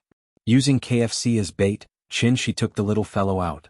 After getting the marriage certificate, the family of 3 took a taxi and went straight to the World Trade Center. When she brought the little fellow to Shangjing last time, the father and daughter mostly went to scenic spots. This time, when they suddenly came to the shopping mall, the little fellow was immediately dazzled by the dazzling lineup of shops on both sides of the street. There were many big shopping malls in Shangjing, and the World Trade Center's Heaven Staircase was relatively unique. Because it had a semi-closed pedestrian street, and above the pedestrian street, there was a 250-meter-long LED electronic light screen. In the evening, the sky screen would begin to play various videos, so there were often marriage proposals here. For 3,000 yuan, you could play a 3-minute proposal video on the sky screen. When the video suddenly played, the moment of romance could really melt anyone. Therefore, it was rumored that the success rate of marriage proposals here was particularly high. It was still early and it was winter, so the World Trade Center's Heaven Staircase looked a little deserted. The couple took the little fellow around and then went into a children's experience hall. The children's experience hall was very large, and as soon as they entered, they saw a huge Tyrannosaurus Rex. The little fellow was startled by the vivid Tyrannosaurus Rex. After coming back to her senses, she immediately asked Shi to put her down, and then ran to the Tyrannosaurus Rex, tiptoed, and shook hands with it. While shaking hands with the Tyrannosaurus Rex, the little fellow turned back and asked, "Papa, what is this?" "It's a Tyrannosaurus Rex, an extinct animal, so you can't see it in the zoo." "Oh." The little fellow surrounded the Tyrannosaurus Rex and studied it carefully. Shi watched her, and Qin Ruoying turned around to buy her a ticket. After playing with the Tyrannosaurus Rex for a while, the little fellow ran back to Shi, and then pulled him into play. This Tyrannosaurus Rex had attracted her attention, so she was very interested in the things inside the experience hall. The floor of the children's experience hall was cushioned, so shoes could not be worn in. After changing shoes, the family of 3 walked into the entertainment area. After entering the door, there was a large sand pit. The sand was carefully selected fine sand. The little fellow changed into her boots and jumped in directly. In the sand pit, there was an excavator toy that was especially popular in the past 2 years. Under Shi's guidance, the little girl successfully operated the excavator to dig out a pile of sand and put it into the hopper truck. Then she happily rolled around in the sand pile. As a professional children's experience center, there were too many toys here. There were children's castles, children's rock climbing, small tunnels, and combination maze slides. There was everything that one could think of, but there was nothing that one could not see. After playing one round, the little guy was already so tired that he was dripping with sweat. Even his underwear was soaked with sweat. In order to let her rest, the couple continued to bring her inside and came to the painting area. The little girl had learned to draw in kindergarten, so when she got the coloring board, she sat on the stool obediently and studied it. Shi and Qin Ruoying sat on either side of her and watched her casually paint on the drawing board with a watercolor pen. In just a short while, the perfectly fine Sun Wukong was smeared all over by her. Looking at her masterpiece, the little fellow was very proud. She handed it to Qin Ruoying as if it was a treasure and asked her to praise her. Qin Ruoying and Shi did not know whether to laugh or cry. Then Qin Ruoying taught her step by step and wrote her name in the blank space of the drawing board. She was going to show it to her when she grew up. The handwriting was crooked, like earthworms crawling around. It took a lot of effort to barely distinguish what she wrote. Chen Yen. For the whole afternoon, the family of 3 was immersed in the experience center. If the little fellow was not hungry, she probably would not have been willing to come out. Before leaving, the little fellow was really conflicted. After Chin she bought her a bear that was half her height. The little fellow reluctantly left the children's experience center with the bear. When they walked out of the experience center, the sky was completely dark. At this time, the world staircase really showed its unique charm. Flowing lights and colorful neon lights flashed. A giant screen with an area of 7,500 square meters was constantly blooming above the pedestrian street. The little fellow stood on the steps, holding the teddy bear. When she looked up and saw the underwater world animation on the sky screen, she could not help but open her mouth and exclaim, "Papa! Is that a dolphin?" "And yes, a dolphin." "What about that white one?" "It's a whale." "Is that a tortoise?" "Kind of, but you should call it a sea turtle." "Oh." The little fellow nodded her head woodenly. Chen Shi's science was no different from a book to her. In order to let the little fellow see more clearly, the couple took her directly to the bottom of the sky screen. But at this time, the little fellow saw the Christmas tree in the middle of the pedestrian street. It was a large silver Christmas tree 8 meters tall, surrounded by plush snowmen and many plush deer. The Christmas tree shone with silver light and looked particularly dazzling. The little fellow ran to the fence and wanted to reach over the fence to touch the plush snowman next to her, but was stopped by Qin Ruoying in time. "Nian Nian, don't climb over the fence without permission, understand?" "Oh." Hearing her mother's words, the little fellow nodded obediently and then stepped back. In order to prevent the little fellow from running around again, Qin Shi held her in his arms and asked with a smile, "Nian Nian, it's time to eat. Let's come out to play after dinner, okay?" "Eh. Then what do you want to eat? It's all food here." Hearing this, the little fellow sat in his arms and twisted her body to look around. Actually, the child only ate KFC for novelty. After coming out to play for so long, she naturally had long forgotten about KFC. She could not read, so she looked around and did not see anything. Seeing that she did not have any ideas, Qin Shi turned to look at Qin Ruoying. Qin Ruoying pondered for a moment, then pointed to the boiling fish village not far away and said with a smile, "How about that one? It seems to be Sichuan cuisine. Should be good?" Aunt Zhang was from Chengdu, and both mother and daughter grew up eating her cooking. Naturally, they had a special feeling for Sichuan cuisine. The rent in the World Trade Center was very expensive, so the consumption level was naturally high. The decoration of this restaurant was very luxurious, and the environment was even better than Sally's restaurant in Zhonghai. Boiled fish, gluttonous frog husband and wife lung slice, saliva chicken, spicy pork trotters, and all of them were spicy. The child was still young, so Qin Ruoying specifically asked for less chili, just a little spicy. But even so, the little fellow's face was red from the spiciness.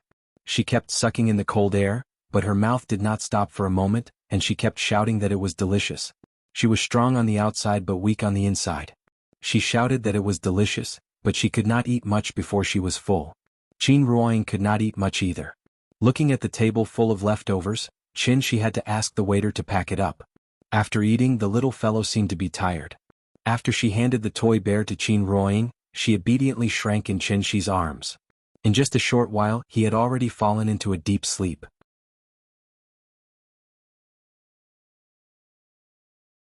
Chapter 167. The next morning. When Qin Ruoying got up and washed up, Qin Shi was already busy in the yard. He dug another hole in the bluestone floor that had just been paved. After glancing at the little guy who was still sleeping soundly, Qin Ruoying quietly walked out of the west wing. When she came to Qin Shi's side, she found that Qin Shi had gotten a jar from somewhere. He was squatting next to the jar, busy with something. After noticing that Qin Ruoying came over, Qin Shi looked back at her, picked up a bowl from the side, and scooped some wine from the jar with the bowl. Qin Ruoying just took the bowl from him, and a fragrant smell of wine rose directly from the bowl and hit her nose. The smell of the wine was very light, and there was a slight indescribable fragrance in it. "This is wine." "Yes, have a taste." Hearing this, Qin Ruoying picked up the bowl and took a sip. She didn't drink and didn't know much about wine. But with this sip, she could still feel a fragrant but not overpowering, mellow and elegant taste from it. In the unique spicy taste of white wine, there was a clear, refreshing, mellow and clean taste. It was really soft in the mouth and the aftertaste was pleasant. It was very delicious. What wine is this? Daughter's red. How is it? My skills are good, right? You can make wine? Of course, your husband knows everything, and there is nothing he can't do. Qin smiled proudly. Qin Ruoying smiled and glanced at the empty wine bottle beside him, but didn't say anything. Maotai, Fingjiu, Luzhou, Laojiu, Shifengjiu, the 4 famous wines of Wuxia were all taken by him. In addition, there was also Wuyangye, Guizhou 1573, Jian Nanchun, and so on. No matter what type of wine it was, whether it was Maotai flavored, Qingfeng flavored, or Feng flavored, they were all put into a soil jar by Qin Shi. This was a jar of wine that gathered the great achievements of all kinds of wine. Soaked wine. The wine was not important. What was important was the spirit medicine within. It wasn't an exaggeration to say that every drop was a great supplement in the world. 1 drop was equivalent to a Peiyuan Dan. After being refined by Qin Shi with her immortal techniques, the wine could truly be considered the so-called nectar of the bejeweled nectar. After the wine entered his mouth, the spiritual qi of heaven and earth contained in it flowed through his throat and into his limbs. Qin Ruoying only felt that the more she drank, the more sober she became. In a short while, she drank the entire bowl of wine into her stomach. Seeing that she liked it very much, Qin Shi asked with a smile, "Would you like another bowl?" Hearing this, Qin Ruoying thought for a moment and shook her head. She chuckled and said, "This is not the time to drink newer Hong. Let's bury it. When Yin Yin gets married in the future, we'll have a drink together." All right. After covering the jar and putting it into the hole under the locust tree, Qin Shi set up a spirit gathering formation and a spirit binding formation around it. In order to prevent it from being accidentally destroyed, Qin Shi even set up a defensive formation. What a joke. This was the new Hong that he had specially brewed for Yin Yin. What if it was stolen? As early as 304 AD, the world's first botanist, Ji Han, wrote the description of southern vegetation. It said that when a woman was a few years old, she would brew wine. When a woman was about to get married, she would prepare wine for the guests. It was called Newer Hong and the taste was absolutely delicious. After giving birth to a daughter, she would brew a jar of New Hong and hide it under the osmanthus tree at home. When she was free, she would step under the osmanthus tree a few times, as if her heart would feel more at ease. The daughter's hair would be tied with a red headband. Her eyebrows and eyes would be like willow leaves during the Qingming festival. She would become more beautiful and bigger day by day. When the daughter got married, the father would dig out this jar of wine as a dowry. According to the customs of ancient times, the first 3 bowls of wine that the daughter scooped out of the jar would be presented to her father-in-law, and her husband. The meaning was that she prayed for the family to be healthy and prosperous. Daughters were the treasures of fathers. When he thought that Yin Yin would grow up and get married in the future, Qin Shi felt like the cabbage that he had worked so hard to grow had been eaten by a pig. Many people felt that it was a loss to have a daughter, but they never thought that other people's pigs had eaten their cabbage, but it was because of this cabbage that other people's pigs had become their pigs. Of course, this was just a joke. After all, the idea of favoring boys over girls was not as serious as before. After using soil to cover the jar, Qin Shi restored the tiles on the ground to normal. No one would be able to tell that there was a jar of wine buried under the ground. He turned around and was about to call Qin Ruoying back to the room when Qin Ruoying looked thoughtfully at the east wing and asked, "It's been 3 days. Why hasn't Yuan Qing returned yet?" "She's probably delayed by other things. Don't worry, she'll be fine." After indicating that Qin Ruoying did not need to worry, Qin Shi led her back to the west wing. Perhaps it was because she was too tired from playing yesterday, so it was already past 9 in the morning, but the little fellow was still asleep. It was rare for the little fellow to sleep so soundly, so the couple did not wake her up. Instead, they sat in the other corner of the room and let Qin Shi guide Qin Ruoying's cultivation. Qin Ruoying's cultivation was also slacking. Even if Qin Shi gave her all kinds of cheats, she had only just stepped into the early stage of qi refinement after cultivating for so long. She was not anxious at all. When it was about 11 o'clock in the morning, the little guy finally let out a whimper. During this time, Qin Ruoying had been taking care of her. After hearing the little fellow's moans, Qin Ruoying immediately stopped cultivating and quickly walked to the bedside. "Yin Yin, are you awake?" "Ugh." The little fellow did not speak. She mumbled and rolled on the bed. After she moved her body and was almost awake, Qin Ruoying picked her up from the bed and went straight to the bathroom. Probably because she slept for too long, the little fellow did not come back to her senses for a long time. After washing up, she directly lay on Qin Ruoying's shoulder and continued to sleep listlessly. When Qin Shi saw her unlucky appearance, he could not help but pinch her little face, and then took a crystal bun and waved it in front of her eyes. Oh whoa! With delicious food in front of her, the little fellow finally became energetic and stretched out her neck to take a bite. But at this time, Qin Shi suddenly retracted his hand, making her bite empty air. The little fellow pouted and was about to be unhappy. Qin Shi hurriedly stuffed the bun into her mouth. Is it delicious? Delicious. When the bun entered her mouth, there was a strong fragrance. She was also greedy. She bit off more than half of it in one bite. Her mouth was like a hamster's mouth, round and very cute. Eat slowly, don't choke. Qin Ruoying touched her head, then put her on the chair and let her eat. At this time, Qin Shi's phone suddenly rang. He picked up the phone and saw that it was a call from Gu Lao. Hello. Gu Lao? Boss Qin, why are you not open today? Hey, the child slept in and delayed the opening. Please wait a moment, we will come right away. Okay, then we will wait outside for a while. Today the little fellow got up too late. The old man came with the twins, but the tea house was not open yet. So he called to ask about the situation. Qin Shi thought that it was not good to let the old man and the children stand outside in the cold wind on this cold day, so he left to open the door for them. The retired old man's life was indeed very leisurely. Basically, he would come to have a cup of tea when he had nothing to do. It was not that the tea was delicious, but because the children could find something to play here.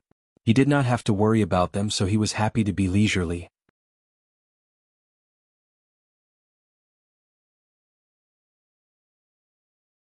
Chapter 168. Morning 11:20. After breakfast, when the mother and daughter came to the tea house, Qin Shi was already playing Go with Gu Lao, and the brothers were also piling up blocks in the children's playground. As soon as Qin Ruoying put down the little fellow, she ran over and greeted the brothers with a smile. It had only been a day since they last saw each other, but the three little things were like long-lost old friends. After happily greeting the little fellow, the brother immediately shouted for her to come in. They were studying how to make a transformer with blocks. Seeing this, the little fellow immediately took off her shoes, plopped down on the mat, and then crawled to the brothers on all fours. Because of yesterday's experience, the little fellow was very proud today. After sitting for a while, she asked the brothers to guess where she went to play yesterday. The brothers' situation was similar to hers before. Their parents were not around all year round, so they rarely went out to play. Hearing the little fellow showing off her experience yesterday, the two brothers immediately opened their small mouths and their faces were full of envy. It's much bigger than here. Dinosaurs, sand, mazes, seesaws, and so many children.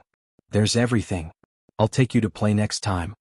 In the end, the little fellow did not forget to pat her chest and promised that she would definitely call the brothers together in the future, which immediately attracted the two brothers' agreement.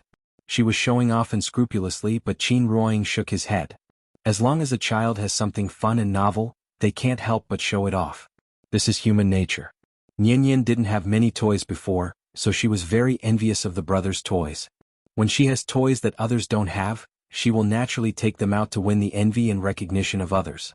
At this time, toys have lost the meaning of toys, but become a tool for comparison, showing off, and not admitting defeat.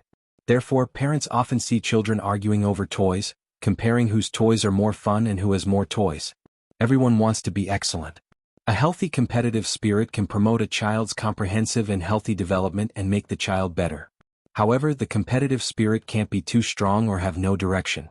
If it goes in the wrong direction, it will be counterproductive. If the parents didn't guide them in the right way, the competitive spirit could very well turn into vanity. Vanity was a character flaw caused by excessive pursuit of vanity. It was also a distorted self-esteem. Even adults could not escape the clutches of vanity, let alone children. Qin Ruoying sat at the bar and was thinking about how to set up good values for the little fellow when the door of the tea house was suddenly pushed open. It was a mother and her daughter. The woman was in her early 30s, and she was dressed very gracefully and luxuriously. However, the most eye-catching thing was the little girl beside her. The little girl looked only 1 or 2 years older than Yin. At such a young age, he was wearing a Dior fur coat that was priced at tens of thousands, and he was carrying a Balenciaga bag in his hand. Just this outfit alone would cost at least 100,000 yuan. Children grew up quickly. Many of the clothes bought this year could not be worn next year. Therefore, by the time this winter was over and the next winter came, the 100,000 yuan would probably be gone. She was really rich and capricious. The woman stood at the door and looked at the layout of the tea house. After finding that only Qin Shi and Gu Lao were here, she walked into the tea house with her daughter. Because Qin Shi and Gu Lao sat on the right side of the door, the woman sat directly on the left side. She was a guest. Qin Shi and Gu Lao were playing chess, so Qin Ruoying came out from behind the bar and went directly to the woman and asked, "Hello? Do you need something to drink?" The woman took off her coat and motioned the child to sit inside. After hearing Qin Ruoying's words, she picked up the price list on the table and looked at it. "Wui de Hong Pao?" The woman looked at the price list and suddenly couldn't help but mutter, but her tone was somewhat like ridicule. Although her voice was low, Qin Ruoying, who was standing next to her, heard every word. Qin Ruoying did not respond and pretended not to hear. The woman thought for a moment. After putting the price list back on the table, she said with a little helplessness, "Biluakun." "Okay, please wait a moment." Qin Ruoying turned around to make tea for her. At this time, the little girl that the woman brought with her noticed the children's playground in the corner. When she saw the three little guys inside, she immediately raised her head and said to the woman with some excitement, "Mommy, can I go and play?" After saying that, the girl pointed to the children's playground. The woman had already heard the movement over there. After thinking for a moment, she said to the girl, "Good girl, don't go. You don't even know them. What if they bully you?" Hearing this, the little girl immediately pouted. It seemed that she was unhappy. Seeing this, the woman quickly hugged the child into her arms and comforted her. "We'll go home in a while. Mommy will play with you, okay?" "No." The little girl shook her head and immediately turned her head to the window, showing a posture that said she didn't want to talk to her. The woman had no choice but to turn her head and look at the children's playground again before saying to the girl, "Then you go and play, okay?" Hearing that her mother agreed, the little girl immediately climbed over her lap happily and then ran to the children's playground. The woman still wanted to say something, but seeing her daughter's excited look, she could only let her go. At this time, Qin Ruoying came over with a teacup and a kettle. After she put down the teacup and the kettle, the woman said to Qin Ruoying, "The child wants to play with them. Is it okay?" "It's okay. The more people there are, the more lively it will be." Qin Ruoying replied with a smile. She then turned around and returned to the bar counter. The woman seemed to be a little worried. After thinking for a moment, she picked up her coat and sat in the booth closest to the children's playground with a teacup. The little girl came to the fence and glanced at the three little guys who were lying on the ground stacking blocks. Then she asked a little nervously, "Can I play with you?" Hearing this, Nian immediately raised her head and grinned, "Okay. But you have to take off your shoes before you can come in." "Okay." After getting Nian's approval, the little girl immediately took off her shoes and walked in. But after she came in, she found that she couldn't find a seat. The three little guys each sat in a direction with the building block castle as the center. The two brothers were lying on the ground with their buttocks raised high, so they took up a lot of space, making it impossible for her to squeeze in. Seeing this, the little guy immediately patted the two brothers, indicating that they should make room for her. "You guys make way. There's no space." The two brothers were thinking about how to arrange the castle's gate. Hearing the little guy's words, they finally came back to their senses and quickly squeezed out a seat for the little girl. After the little girl sat down, the little guy, as the host, immediately took out a pile of building blocks and placed them in front of her. "My name is Qin Yan. You can call me Nian."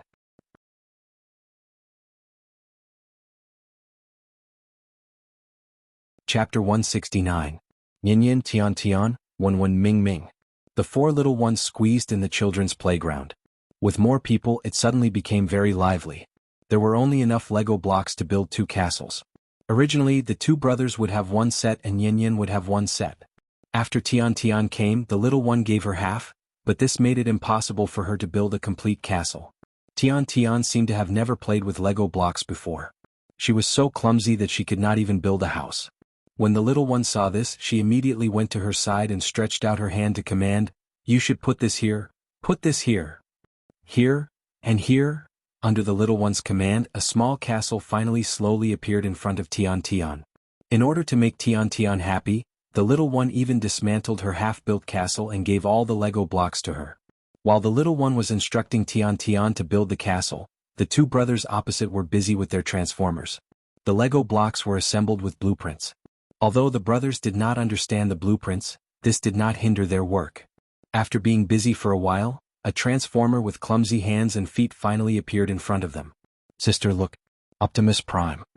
The older brother patted the little one proudly. When the little one saw this, she immediately lay on the ground and carefully observed the transformer. However, at this time, the younger brother corrected her, "Sister, this is Megatron. It's Optimus Prime." "It's Megatron. Optimus Prime. I made it. It's Optimus Prime. Megatron. I taught you to make it. This is Megatron." The two brothers almost fought over the naming rights of the Transformers. When the little one saw this, she immediately shouted, "Stop arguing. This is a gorilla." She had never seen a Transformer before, so she did not know what Optimus Prime and Decepticon were. The big guy in front of her looked no different from the gorilla she saw in the zoo before, so she decided to name this model. Gorilla is better than Megatron. Better than Optimus Prime. It was impossible for the twins not to bicker. The little fellow was too lazy to pay attention to them. Instead, she climbed to the gorilla's side and began to use her imagination. She picked up the building blocks and kept adding things to the gorilla. Seeing this, the two brothers were also unwilling to fall behind. They picked up the building blocks one after another and covered it with them. The three little fellows went back and forth, and in just a short while, they formed a completely indescribable monster. Looking at their masterpiece, the three of them couldn't help but laugh out loud. Tian glanced at them, then lowered her head to look at the castle in front of her. Then, for some reason, she suddenly reached out and pushed down the castle that she had painstakingly built. Because the castle made of Lego bricks was not so easily damaged, she used both hands and tore the castle into pieces in a short while. The three little fellows were stunned. After she tore down the castle, the little fellow seemed to have returned to her senses. She asked curiously, "You don't like castles?" "I don't." After saying that, Tian threw the building blocks in her hand, directly hitting the two brothers' mutant gorillas. The building blocks hit the gorilla and then bounced onto the mat. The little fellow looked down at the building blocks that she threw out. After pondering for a while, she sat up and said to the two brothers, "Let's play marbles?" The two brothers had no objections, so they immediately nodded and said, "Okay." Because they often came here to play, they put all the marbles here. After hearing the little fellow's words, the two brothers eagerly found a box of marbles in the corner. At this time, the little fellow looked at Tian and asked, "Do you know how to play marbles?" Tian shook her head. Seeing this, the little fellow introduced the rules of the game to her. After many days of research, the rules of the marbles game had been comprehensively upgraded. Using the building blocks, the three little fellows invented a game similar to billiards. First, they used the building blocks to circle an area as a field, then each person put 3 marbles in the field. In front of them would be a goal made of building blocks. As long as they used the mother bullet to knock the opponent's marble into the goal, even if they scored 1 point, they could still win the marble. Whoever lost all their marbles first would lose the game. Tian had never seen this kind of game, so she was immediately attracted to it. There was a standard posture for playing marbles. Using the index finger to circle the marbles and the thumb to push outward, the marbles would fly fast and accurately. After teaching Tian the posture, the 4 people began the game of marbles. Ever since the little fellow learned how to play marbles, she had always been the biggest winner. It was not that her skills were superior, but because the 2 brothers would always argue first and use all their skills to defeat each other, so the little fellow always got a big advantage. Now the 2 brothers were arguing again. The older brother took the lead and directly hit the younger brother's marbles to the side of the goal, almost hitting the target. Seeing this, the little fellow decisively chose to hit the younger brother's marbles directly into the goal, and she was the first to get a point. It was Tian's turn. She looked left and right and chose the marbles that looked easier to hit the older brother. After looking for a while, Tian hit the marbles in her hand. Unfortunately, her skills were too poor, so the marbles that looked easy to hit missed because she missed the opportunity. The older brother escaped and immediately counterattacked with a laugh, immediately hitting Tian's marbles. Although he did not hit the target, he hit Tian's marbles to the side of the goal. The younger brother was also a veteran, so he naturally would not miss such a good opportunity, so he decisively chose to put down the grudge between him and his older brother and turn to attack Tian. Tian's marbles were successfully pocketed by him. Seeing that she had inexplicably lost the marbles, Tian immediately pouted. Unfortunately, her skills were too poor, and she always missed when she wanted to counterattack. The game continued. In a short while, the little fellow each got a marbles from the 2 brothers, and the 2 brothers each got a marbles from Tian. On the field, Yin still had 3 marbles, the brothers had 2 each, and the unlucky Tian only had 1 left. Seeing that Tian Tian seemed to be a little unhappy, the little fellow put one of her marbles in front of her and said to her, "You just played, this is for you." Hearing this, Tian Tian frowned and immediately returned the marbles to the little fellow, then pouted and said, "I don't want it, I want to win it back myself." After saying that, she picked up the marbles and seriously aimed at them. Looking at her, it seemed that she wanted to rely on her own strength to win back the marbles. Seeing that she did not want it, the little fellow did not care about her anymore. She lay on the ground and began to compete with the two brothers again. Tian Tian was a newbie, so the two brothers did not hit her last marbles again, but fought with each other. However, when the little fellow hit another marbles, the older brother could not help but panic. Because he only had one marbles left. The older brother looked at the field and found that Tiantian's marbles were the easiest to hit, so he directly aimed at Tiantian's marbles. After all, he was about to be eliminated, so he naturally did not want to be modest to the newbie. Bing! The marbles collided with each other, making a crisp sound. Immediately after that, Tiantian's last marbles were hit into the goal. "I hit it. Mine. This one is mine." The older brother sat up excitedly. However, just as he was about to reach out to pick up the marbles in front of Tian Tian suddenly burst into tears. This sudden turn of events shocked the three little fellows.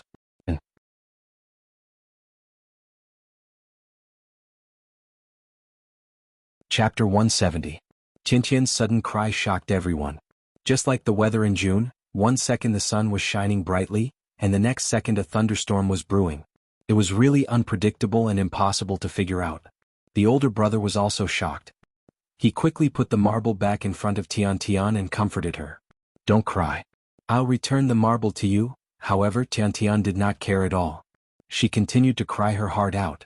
The moment the woman heard her cry, she stood up from the card seat in a panic.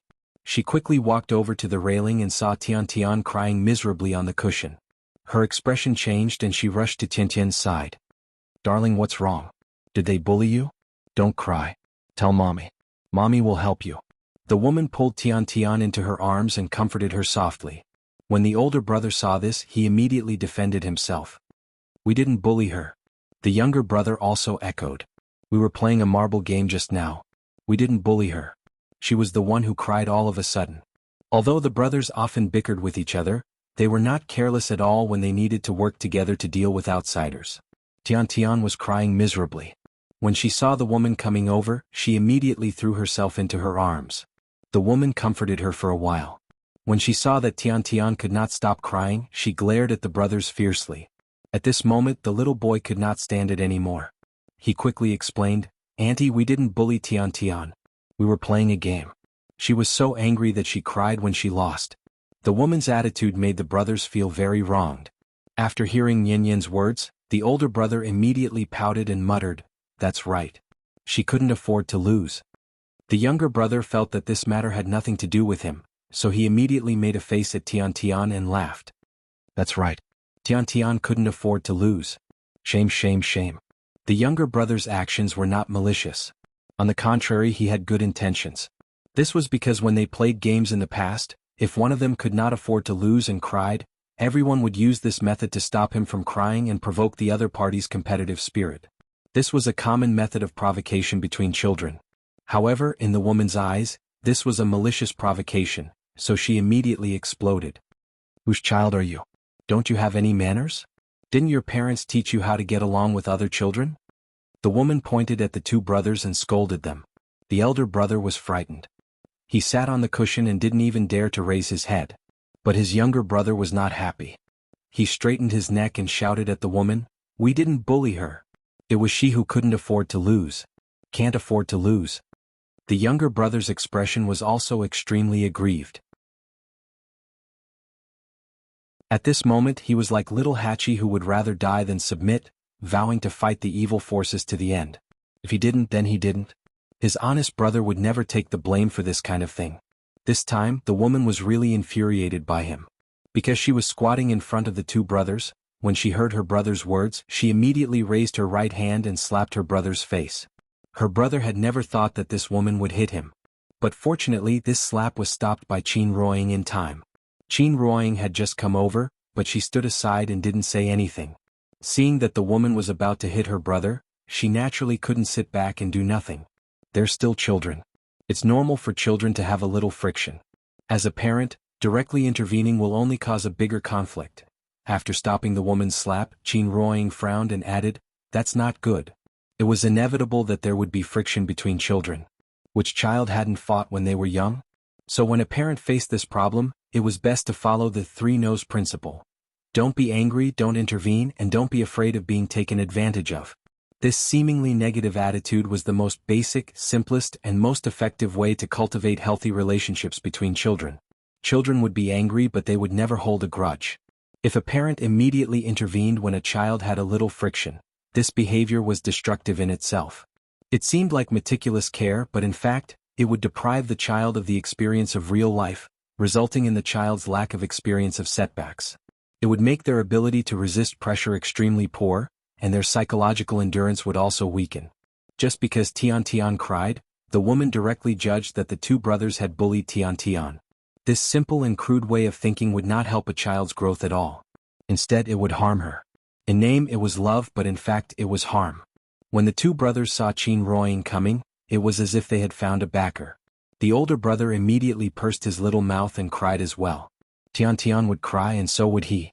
However, the younger brother still had the spirit of a man. He stared back at the angry woman without fear. "We didn't bully Tian." The younger brother kept muttering this sentence. This was the source of his courage. Grandpa always said that people should walk and stand upright.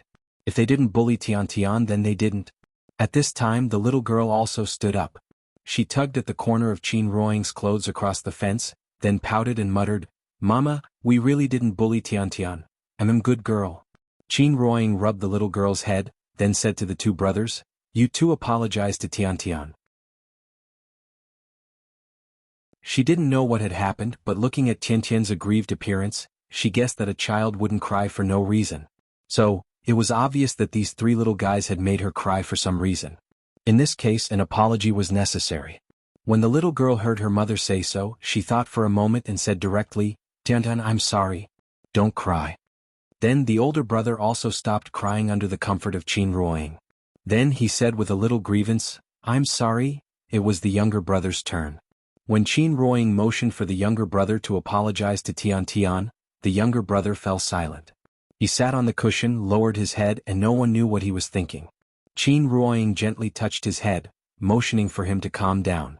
But at this time the younger brother suddenly seemed to be provoked by something. He stood up and shouted, "We didn't bully her. Why should we apologize? I didn't do anything wrong. I won't apologize. I won't apologize." With that, the younger brother suddenly stood up from the cushion and rushed out of the children's park. Qin Ruoying wanted to stop him, but she didn't dare to use too much force, so he broke free at once. As he ran, the younger brother suddenly burst into tears. Because he really felt wronged, tears blurred his eyes, but the younger brother still found the right direction by feeling. He wanted to rush out of the tea house barefooted. At this time, a figure suddenly appeared at the door of the tea house, blocking the younger brother's way. Then the younger brother felt his body suddenly light, as if he was flying. The younger brother quickly wiped the tears from the corners of his eyes, only to find that it was Qin Shi who had picked him up. "Let go of me." The younger brother shook left and right hard, wanting Qin Shi to put him down. Looking at the stubborn little thing in front of him, Qin Shi couldn't help laughing. Reaching out and pinching the younger brother's angry and aggrieved face, Qin Shi carried him back to the children's park.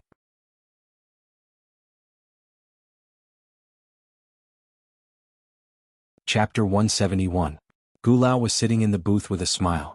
Although his grandson was so angry that he cried, he was not in a hurry at all. He seemed to want to see how Qin Shi would deal with this matter. The younger brother usually looked silly, but if he was really forced, this child's character would be very strong. The older brother was much more tactful than the younger brother, or rather he was more clever. So even if he felt wronged, he would choose to compromise in order to keep the peace. Although they were twins, they had completely different personalities. The younger brother's character was easy to be taken advantage of, but he was very likable. Others didn't know, but Qin Shi liked him very much. An honest young man was very much to his taste. Qin Ruoying didn't know what had happened just now, so she asked the three little guys to apologize to Tian. Qin Shi was sitting far away and was still playing chess with Gulao. But with his 5 senses, how could he not know what was going on between these little fellows? It was all because of that woman's pampering that she raised a spoiled little princess.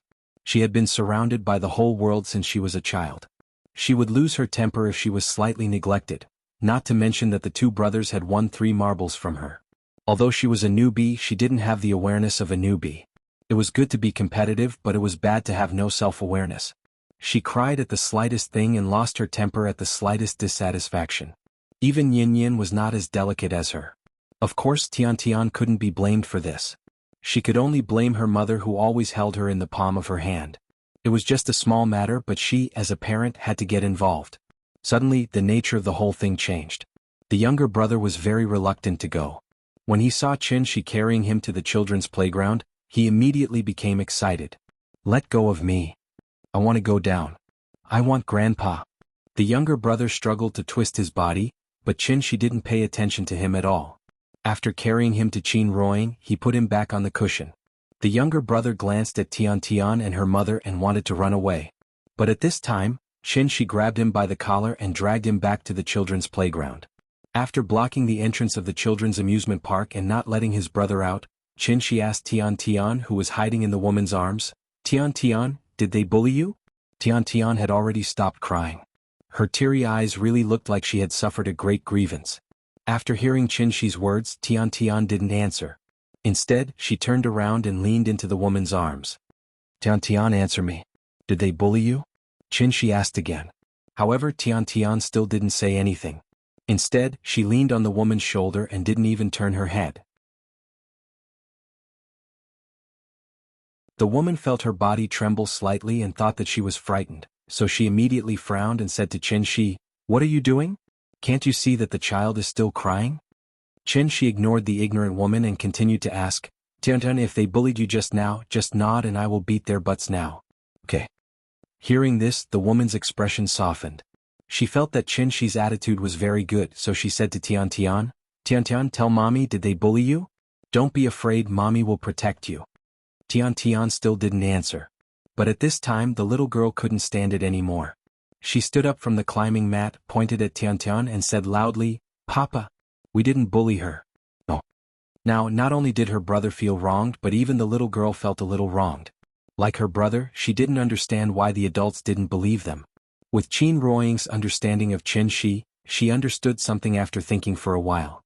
She knew that Qin must have a deep meaning, so she quickly hugged the little girl across the fence and whispered to her, "Yin Yin, don't worry, listen to what Daddy has to say." The little girl was angry and pouted unhappily.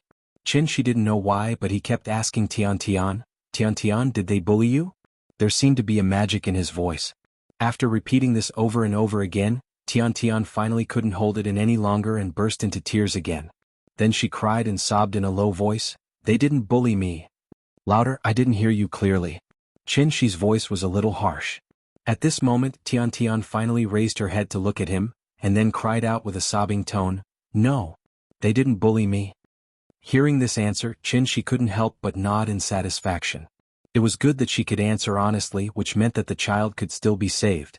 However, after hearing Tian's sobbing voice, the woman couldn't take it anymore.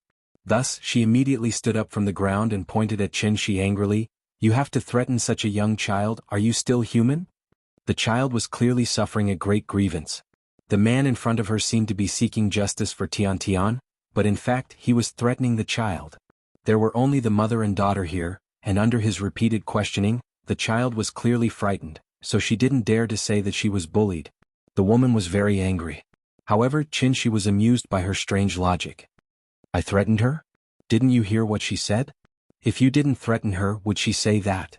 No wonder your child bullied others. As parents, you're not human." At this moment, Qin felt like 10,000 alpacas were running through him. The child could still be saved, but as a mother she couldn't be saved. At this time, Qin Ruoying seemed to want to say something, but Qin stopped her in time. He was not a saint and he had his own temper.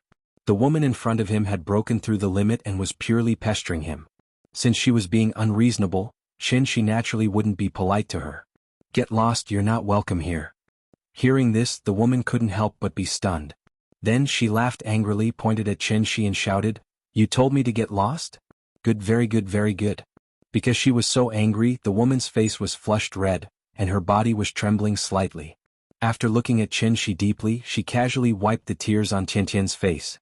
Then she picked up Tian Tian and walked out of the children's playground angrily. Hey, Tian Tian's shoes are here. She pointed at Tian Tian's shoes kindly. However, to the woman it sounded like mockery. So, the woman finally couldn't help but say fiercely, just you wait. After saying that, she rushed out of the tea house with Tian Tian without even taking her shoes. After seeing Tian Tian and her mother leave, the unhappiness on the little girl's face turned into anxiety.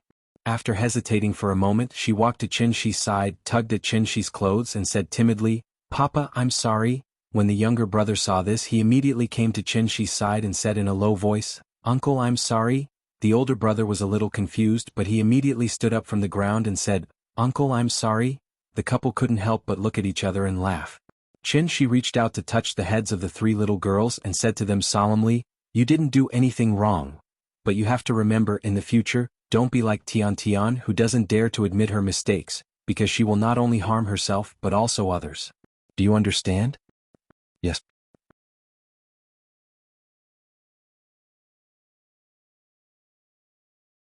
Chapter 172. A child's joy, anger, sorrow and joy were all real. A momentary outburst of emotion came and went quickly. After the three little guys saw that Qin Shi was not angry, they immediately sat down in the children's playground and started playing again. As for Tian Tian, obviously they had forgotten about her. The couple looked at each other and had a more intuitive feeling about the importance of educating children. It was called love, but it was actually harm. The little guy's experience was somewhat similar to the brothers.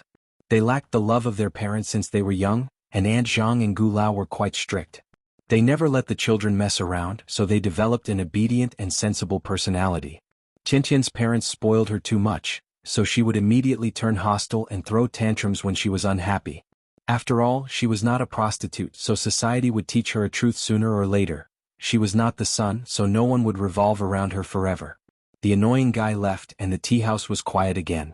Qin Shi was about to go back to play chess with Gu Lao, but at this moment his phone suddenly rang. The caller was Qin Xueqing. He passed the screen in front of Qin Ruoying so that she could take a look. Then he answered the call. Hello, Qin. It's me. After hearing Qin Shi's voice, Qin Xueqing's voice sounded from the other end of the phone. Qin Shi thought she had something to say, so he did not speak. But after waiting for a while, there was no sound from the other end of the phone. So Qin Shi had to frown and ask, What's wrong? What's the matter? Nothing, I just want to tell you that I have a new task recently, so I won't be back for the time being. Oh, okay, Qin Shi nodded. Just as she was about to say something, the phone rang with a beep-beep sound from the other end of the line. Qin Xueqing hung up the phone. Qin Shi felt that she was a bit inexplicable.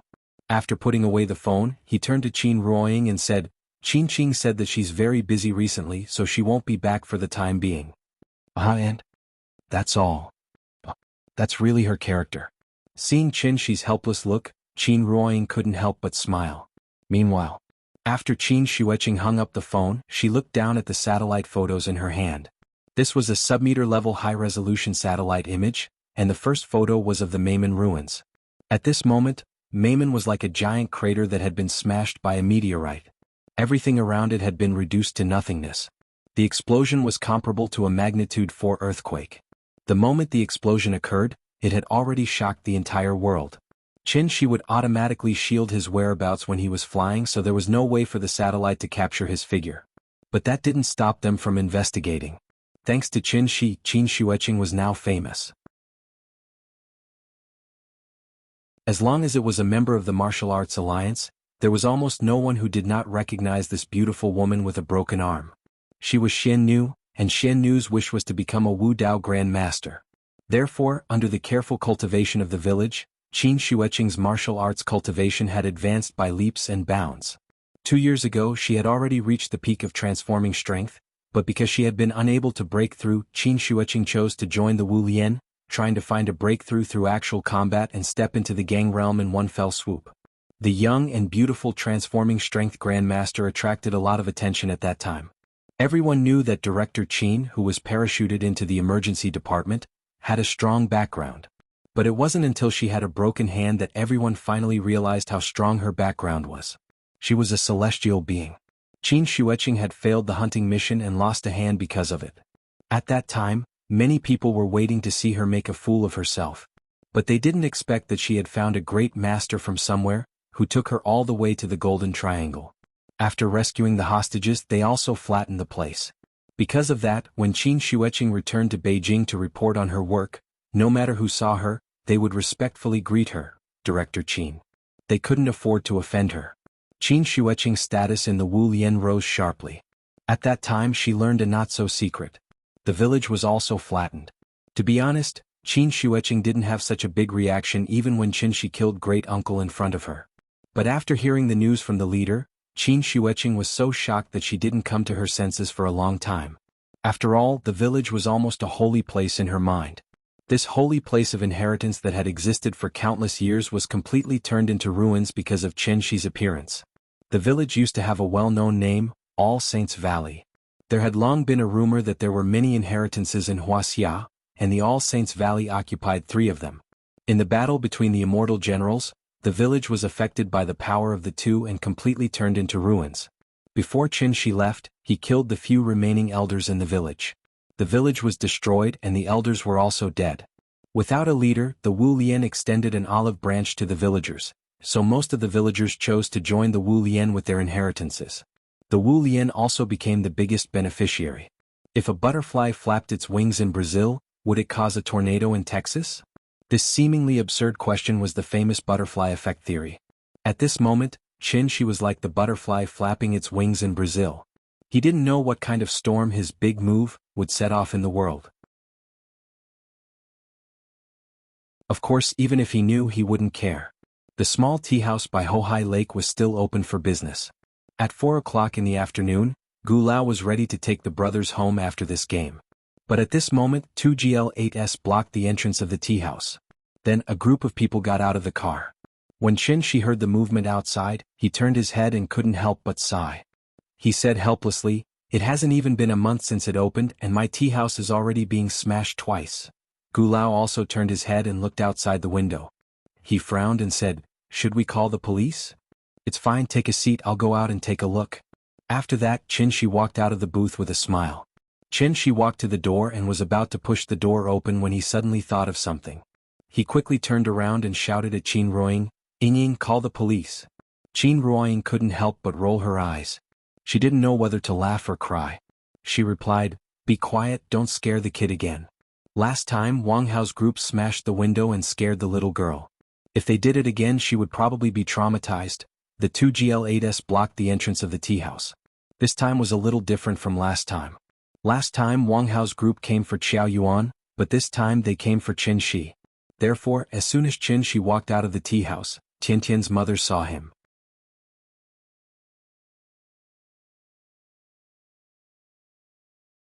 Chapter 173.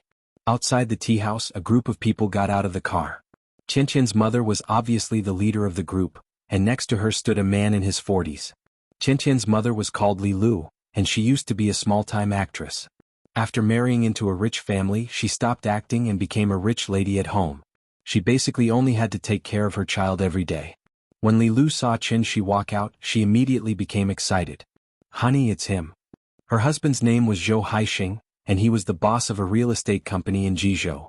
There were 7 or 8 people standing behind Zhou Haixing, and they were all Zhou Haixing's subordinates. They were all older and the youngest of them was at least 30 years old. Including Zhou Haixing, they were all dressed in a very mature manner, and most of them were dressed in dark business suits. Just by standing there, he naturally gave people a sense of stability. In addition to their mature temperament, there was also a faint aura of power around them. Aura was a very mysterious thing. If Wang Hao was standing in front of this group of people, he would be so scared that he wouldn't dare to look them in the eye. This group of people was now a proper company employee, but who didn't have a past? Zhou Haixing was from Zhonghai. When he was young, he relied on his courage to fight to become a mine manager in a mine in Inner Mongolia. Later, when there was a boom in contracting coal mines, Zhou Haixing used some means to contract a medium-sized coal mine in Jizhou, and thus earned a large amount of startup capital. Zhou Haixing was the type of person who had foresight. He knew that the mining and energy business wouldn't last long, so he transitioned into the real estate industry a long time ago. Mining, energy, and real estate were the 2 most profitable industries in China. Those who could carve out a bloody path in these industries were all trendsetters of the times. Zhou Haixing was indeed very powerful, but unfortunately, he wasn't a rich second generation. This also caused his scope to be limited. Even if he became a real estate mogul with status and identity in Jizhou, Zhou Haixing was still limited to Jizhou and couldn't continue to expand. He started from scratch and got to where he was now. He was already someone that many people looked up to. However, Zhou Haixing wasn't satisfied and always wanted to go further. The appearance of Xiong, a new district, gave Zhou Haixing hope, so in the past year he would go to Shangjing whenever he had nothing to do. However, the waters in Shangjing were too deep. In Jizhou he was a big shot who could cover the sky with one hand, but in Shangjing it was difficult for him to move forward. It took Zhou Haixing more than half a year before he finally found a high-end route. However, even though the connection was made, there was no progress in the matter. In Zhou Haixing's words, those people were bastards who only took money but didn't do anything. Moreover, he couldn't afford to offend them. During this period of time, Zhou Haixing had been acting like a grandson to curry favor with others all day long, so he had been suppressing a stomach full of resentment. When he suddenly heard that his wife and child were being bullied, how could he sit still? So, after receiving the call, he immediately rushed over with his men. Before coming to the tea house, Li Lu had already told Zhou Haixing the whole story with exaggerated details. At that time, Zhou Haixing had exploded with anger. It was true that the waters in Shangjing were deep, but it wasn't to the extent that any Tom, Dick and Harry could jump in front of him. If a tiger didn't show its might, would they really think that it was a sick cat? Therefore, when he heard that Li Lu had identified the young man in front of him as the culprit who bullied her and her mother, Zhou Haixing immediately frowned. He looked at Qin Shi from head to toe, then glanced at the small tea house. Although Sizhou City was big, one of the families by the sea might be related to a big shot. After all, Zhou Haixing was a fierce dragon crossing the river, so he was very cautious in his actions.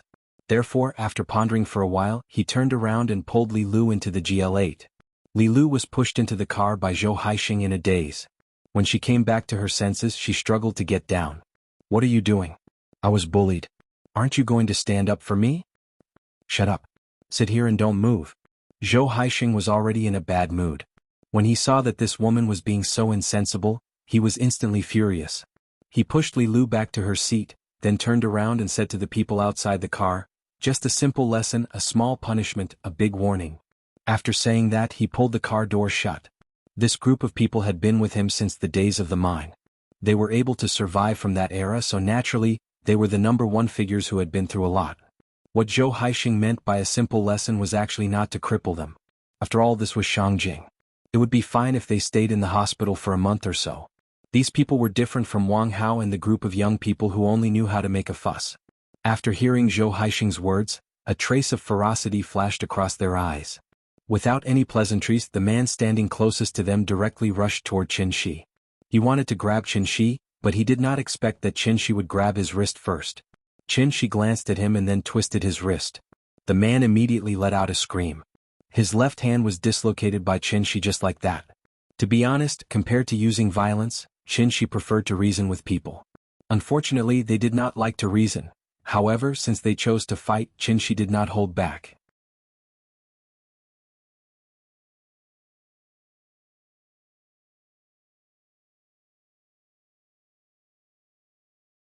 Chapter 174. The people Zhou Haixing brought were sprawled all over the ground. Even he himself was thrown to the ground by Qin Shi. It took him a long time to regain his senses. From the time he got into the car to when Qin Shi pulled him down, the time it took was less than 30 seconds. In less than 30 seconds, Zhou Haixing already experienced the feeling of being on a roller coaster. Could this be fate? Was it destined that everything would go wrong in Shangjing? His wife was bullied when she casually entered a tea house, and when he brought people back to get back at them, he found out that the other party was a martial arts expert that he could not afford to provoke. Zhou Haixing really had 800 lifetimes worth of bad luck. For ordinary people, the martial Dao was not an unattainable existence. After all, everything in this world depended on talent. Music, painting, singing, dancing, and all kinds of sports. Even playing games required talent. Some people could play for 3 months and reach the diamond rank, while others could only hover around the gold rank after playing for a few years. Zhou Haixing once wanted to practice martial arts, but he was not cut out for it, so he stopped after a year or two. It was because he had learned martial arts that he knew how powerful martial arts experts were. This was not Jizhou, this was Shangjing. No matter how powerful he was in Jizhou, he had to lower his head in Shangjing. Zhou Haixing lay on the ground, not daring to move, but his mind was quickly thinking about how to solve this problem. Chen Shi did not know about Zhou Haixing's psychological changes, he just wanted to have a good chat with this pair of naughty parents. But at this time, Chen Shi suddenly felt something strange. On the street outside the tea house, a man and a woman suddenly walked over. The two of them were about 30 years old and were dressed very casually. They looked like a couple who came to Hohai to play. The man was holding a phone and constantly taking pictures. Martial artists did not know how to be invisible like Chen Shi, so they could only use their breathing, movements and muscle expressions to disguise themselves as ordinary people. But because of years of training, martial artists' footsteps were usually very light. Moreover, martial arts required martial artists to have precise control of their body, so every step they took, whether it was posture or distance, was almost the same as the previous step. This was muscle memory that could only be formed after a long period of training. It was precisely because of this that even though they had disguised themselves perfectly, they still couldn't escape Chen Shi's eyes. Another detail was that this man and woman were not a couple at all. Although they looked very intimate, when the two of them looked at each other, their eyes couldn't help but avoid each other's gaze.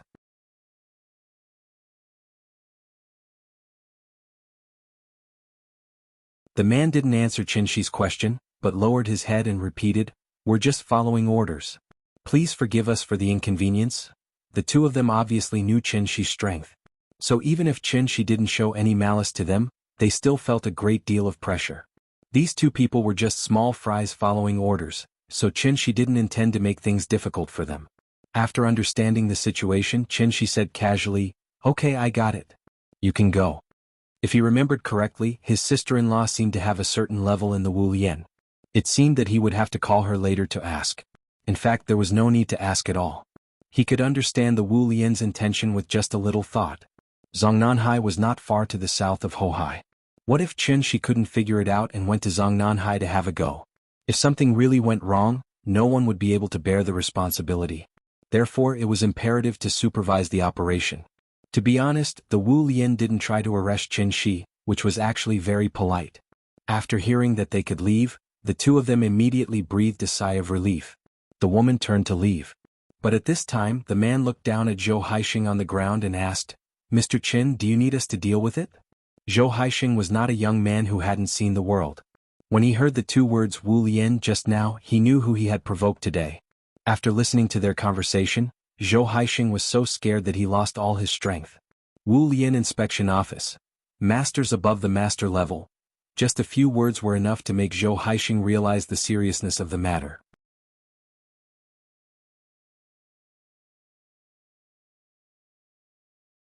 Chapter 175.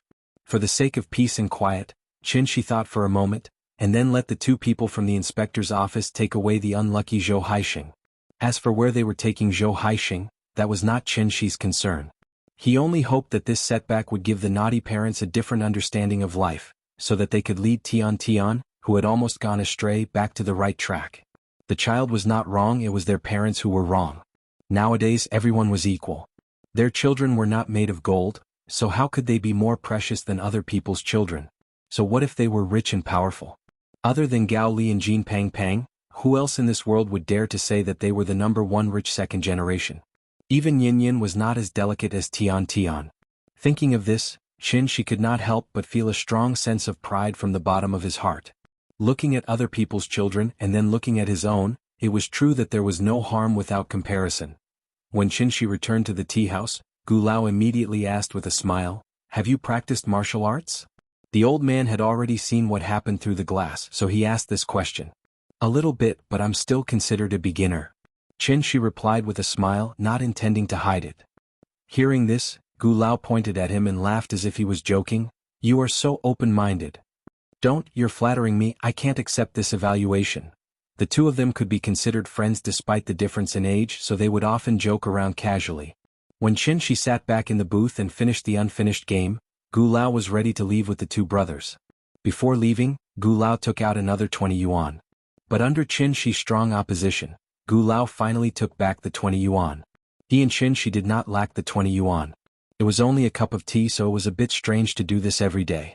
"Okay, let's make it clear in the future, you can't say that this old man is shameless, coming here to drink tea all day. How could that be? You're too polite." After exchanging a few pleasantries with Chen Shi, Gu Lao told the two brothers to leave. The three little fellows had already gotten used to this rhythm. Therefore, when the two brothers heard Gu Lao's call, the elder brother pouted and said to the little girl, "Sister, I'll come and play with you tomorrow." The younger brother quickly added, "Me too." "Me too." "All right." Looking at the two brothers who were about to leave, the little guy nodded heavily, his face full of reluctance. After changing their shoes, the two brothers ran to Gu Lao's side. Before they left, they didn't forget to turn back and wave at the little girl. "Goodbye, little sister." "Goodbye." The winter in Shangjing was already cold and it was still winter, so there were fewer and fewer guests.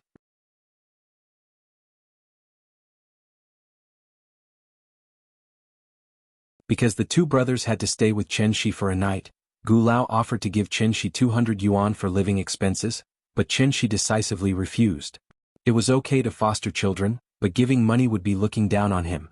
After several rejections, Gu Lao didn't insist anymore. He simply said a few words to the two brothers and then left in a hurry. Grandpa was going to leave them for a day, but there was no disappointment on the faces of the two brothers. Instead, there was excitement. In this regard, they were completely different from the little guy. Perhaps this was also an advantage brought by twins. The brothers' independence was obviously much stronger than the little guy. If Aunt Zhang wanted to foster the little guy to someone else for a night, the little guy's eyes would probably be swollen from crying. Today's weather was good. The three little guys stayed in the children's playground for a while. The older brother proposed to have a snowball fight outside. The little guy had already built a snowman, but he had never had a snowball fight. So when he heard that he wanted to have a snowball fight, he jumped up excitedly on the spot. In the winter, snowballs didn't hurt on the body, but it would be dangerous if they were hit on the head. Looking at the three little guys running out of the door, Qin Shi quickly asked Qin Ruoying to watch them, and he quickly ran to buy helmets, gloves and goggles for the three little guys. When the full set of equipment was ready, the three little guys started to have a snowball fight outside the tea house. A three-person melee was not fun, so under the organization of Qin Shi, they used snowballs to play sandbags. The older brother hid in the middle while the little guy and the younger brother stood on both sides of him and hit him with snowballs. Whoever hit him would be the one to dodge. Playing sandbags was not as fun as dodging sandbags. In order to be able to dodge sandbags in the middle, the three little guys were completely inspired. So when the older brother accidentally fell, he quickly got up on his own before Qin Shi could help him. The little guy took advantage of the fall to hit him, but the older brother shouted that it didn't count, causing the younger brother to constantly make a face at him, saying that he was shameless. The three little guys were noisy, and their laughter resounded throughout the street. The couple leaned against the railing and leaned against the lakeside of Hohai Lake, quietly watching them play. The warm winter sun, the breeze of Hohai Lake. The greatest happiness in the world, in fact, was nothing more than this. Asterisk asterisk asterisk asterisk asterisk asterisk asterisk asterisk asterisk asterisk.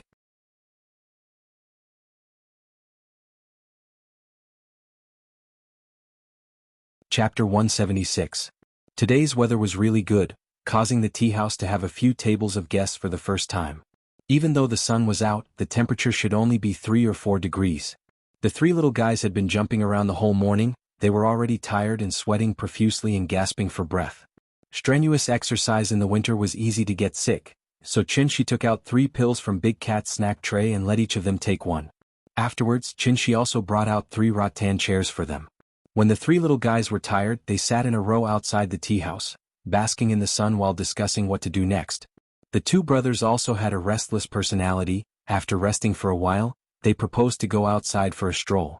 The little guy was now the little follower behind the two brothers' buttocks. Wherever the two brothers wanted to go, the little guy wanted to go. Whatever the two brothers wanted to play, the little guy wanted to play. They really didn't have any opinions. There was no other way. Qin Shi couldn't persuade them. So after discussing with Qin Ruoying, he took the three little guys out. There was a big difference between summer and winter in Hohai. In summer, the lakeside willows were swaying, the lush greenery was overflowing, boating on the lake was very leisurely and contented. In winter, the bare branches, white snow as far as the eye could see, there was only a piece of desolation. Only in the middle of January, when Hohai froze, would this place become lively again. Now there was still some time before Hohai froze. The skating rink was not open, and Qin Shi didn't allow them to go near the lake, so after the three little guys circled around Hohai, they suddenly lost interest and kept clamoring to go back to play marbles. In the process of leading the three little guys back, Qin Shi went to the nearby store to buy 3 yo-yos for them. He simply showed them a few moves, which immediately made the two brothers widen their eyes. Yo-yos were imported from overseas, so some of the names of the moves would become very Chinibyo after being translated. For example, the names of moves such as Force Whirlwind, Atomic Flame, Lightning Strike, and so on were simply too embarrassing. However, the two brothers seemed to think that it was very cool. After hearing Qinshi introduce this move as Force Whirlwind, the two of them became even crazier. They kept throwing the yo-yos in their hands, and at the same time they did not forget to shout, "Watch out! Force Whirlwind! Force Whirlwind!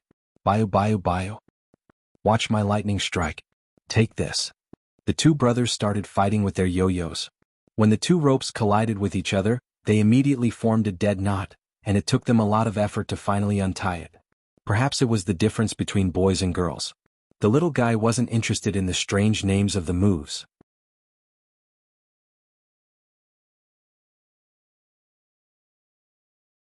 After helping Father Chow up, he quickly said, "It's cold outside. Come in and sit."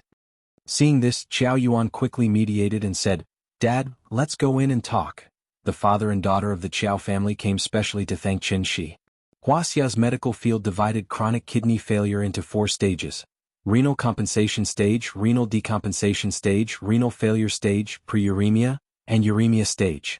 The medical field of the United States divided chronic kidney failure into 5 stages. The so-called uremia stage was the 5th stage of chronic kidney failure, and it was also the final stage. The important indicator of kidney failure was the creatinine value. 133 was the first stage, 186 was the second stage, 451 was the third stage, and more than 707 meant that one had entered the 4th stage, which was the uremia stage. The higher the creatinine, the more toxins in the body, and the greater the damage to the kidney. When the creatinine value exceeded 500, one could begin to consider dialysis. The purpose of dialysis was to reduce the creatinine value. Human organ failure itself was an irreversible phenomenon. If it could be reversed, the person could live a long life. Therefore, there was no other treatment for uremia except for dialysis and kidney transplant. After every dialysis, the creatinine value in the patient's body would decrease. However, it would not be long before the creatinine value continued to rise because the patient's kidney function had been necrotic. If the organ was necrotic, it would take a miracle to recover. However, what everyone did not expect was, a miracle really happened. Qinshi casually gave a pill. After Father Chow took it, his blood creatinine value began to decrease. Now it had dropped to 480 from the 4th stage to the 3rd stage. This kind of reversal was almost impossible. This meant that Father Chow's kidney function had begun to recover and perform the function of detoxification again, causing the creatinine value to continue to decrease. According to this progress, it would not be long before he recovered. Father Chow's case shocked the entire Wuxia's medical field. After the hospital confirmed that Father Chow's condition had indeed improved, Father Chow refused to cooperate with the hospital's investigation and secretly went straight to Beijing with Chow Yuan.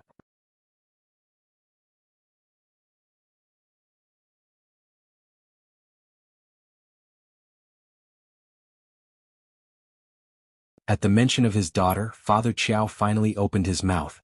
"In that little corner of our little place, old Chow can be considered to have some fame. When Chow Chow came home and told me all those things, I almost fainted from anger. If it wasn't for her mother stopping me, I would have beaten her to death. I came to Shangjing this time to thank you in person. Thank you for saving my life. Secondly, I want Jojo to return all the money I swindled. Although we are poor, we don't earn this kind of black-hearted money. After all, Xiao Yuan was only a university student in her early 20s and hadn't experienced society. To put it bluntly, she was still insensible and hadn't grown up. She only wanted to earn money to treat her father's illness, but she didn't think about how to earn money. She did whatever came quickly. If everyone was like her, then society would be a mess. The Qiao family didn't have much money, but Qiao Yuan grew up in a scholarly family and received a good education. However, because of a small setback in front of her, she went astray and did the shady business of swindling people. This kind of behavior was simply unforgivable in Father Qiao's eyes. Although in a big city like Shangjing, Qiao Yuan's family could only be considered as ordinary people living at the bottom of society. However, it was this kind of country teacher who had never seen the world and couldn't even speak standard Mandarin that always had the awareness of being a role model. Therefore, he couldn't accept his daughter's behavior at all. Father Qiao punished Qiao Yuan by kneeling for an entire night and then asked Qiao Yuan to return all the money to others. Together with the keyboard player and the boss's share, she had to return the amount that they were swindled of. The last deal was with Wang Hao's brother. The money had already been returned, but before that, Xiao Yuan had already earned 12,000 yuan. In other words, she had to pay back an additional 18,000 yuan when she returned it. Back then she only earned 12,000 yuan, but now she had to return 30,000 yuan. Of course, Xiao Yuan didn't have that much money, so the remaining 18,000 yuan was naturally paid by Father Qiao. When it came to matters of principle, Father Qiao was very old-fashioned and wouldn't change what he had decided on. Xiao Yuan couldn't persuade him, so she could only call people in front of Father Qiao. After returning the money, Xiao Yuan also received countless curses and scoldings. She felt so wrong that she cried a few times. However, from Father Qiao's point of view, she only had herself to blame and didn't deserve sympathy. After hearing how Father Qiao educated his daughter, she couldn't help but look back at the three little guys in the corner. As a father, Father Qiao was clearly qualified. When the children went down the wrong path as a parent, he naturally had to pull them back.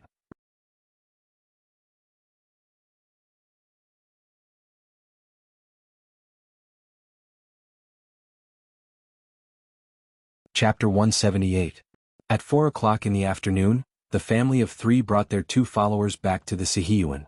Most of the local residents in Hohai lived in the Sihiyuan.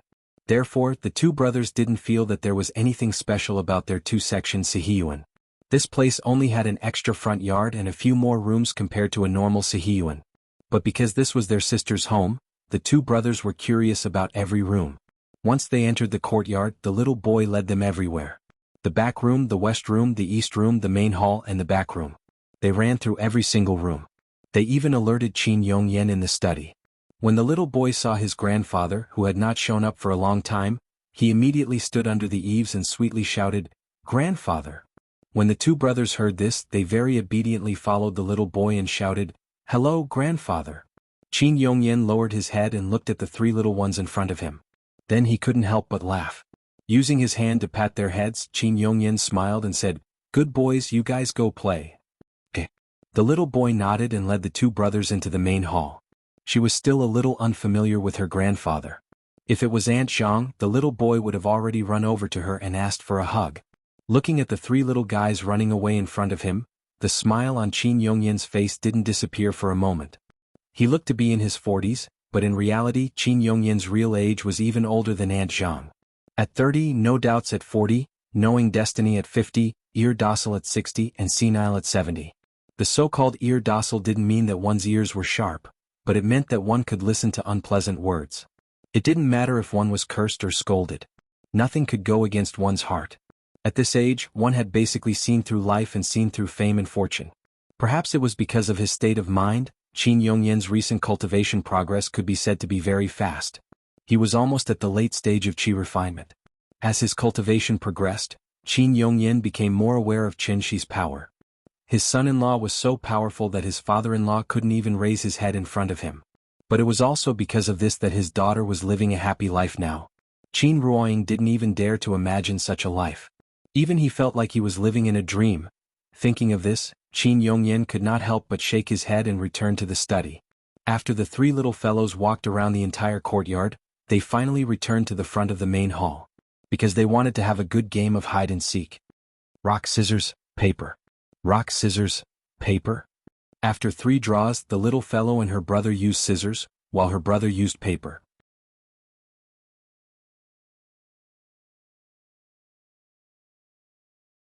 The 3 little guys played several games in a row until Qin Shi finished cooking dinner.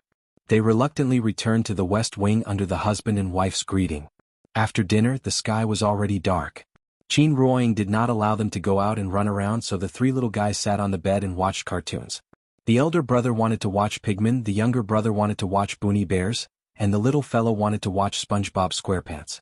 The 3 little guys had different opinions and immediately quarreled over the control of the remote control. Seeing this, Qin Shi had to suppress them. He took the remote control and let them order Frozen. The little fellow had already seen it once, but she still enjoyed watching it the second time. It was the brothers' first time watching it, so they were immediately fascinated by the beautiful magic world inside. There was a kissing scene in Frozen. When the elder brother saw Anna and Christopher hugging and kissing, the elder brother followed suit and turned his head to kiss the little fellow. But just as his mouth was about to kiss the little fellow, the elder brother regrettably found that there seemed to be an air wall between him and Yin Yin. No matter how hard he tried, there was no way he could get closer. The elder brother's movements were very fast. After being stopped by Qin Ruoying noticed that something was wrong. When she saw the elder brother's embarrassed look as he tried to kiss the little fellow, she could not help but secretly laugh. At this time, the little fellow also noticed that something was wrong with her brother. Just as she turned her head, she was shocked by her brother's pig-like appearance, so she patted his forehead with her hand and muttered, "What are you doing?" The elder brother awkwardly retracted his head and then hid under the blanket, not daring to show his head. The husband and wife looked at each other and could not help but shake their heads and laugh. 4 or 5-year-old children did not have so many dirty thoughts. Their behavior was learned from the things around them, so Qin did not blame him. However, it was because of the elder brother's sudden action that they completely lost the opportunity to sleep with the little fellow. After watching the cartoon, the 2 brothers were carried by Qin, one in each hand, and directly led them to the east wing. Tonight, the little fellow slept with Qin Ruoying, and the 2 brothers slept with him. The 2 brothers cried and made a fuss, shouting that they wanted to sleep with their sister. But Qin did not pay attention to them at all, as if he did not hear them. They wanted to take advantage of his daughter.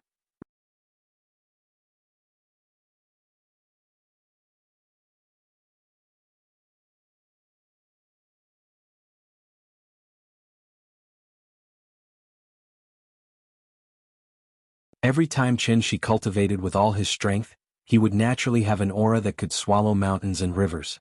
A night's effort was enough to catch up with several months of Qin Ruoying's effort. Although Spirit Mountain was large, there were only a few places with dense spiritual energy. But why did the spiritual energy nearby not seem to have changed much after he cultivated here for a period of time? Could it be that he was cultivating a false immortal? But this was obviously impossible. After all, the true essence that Qin refined was real.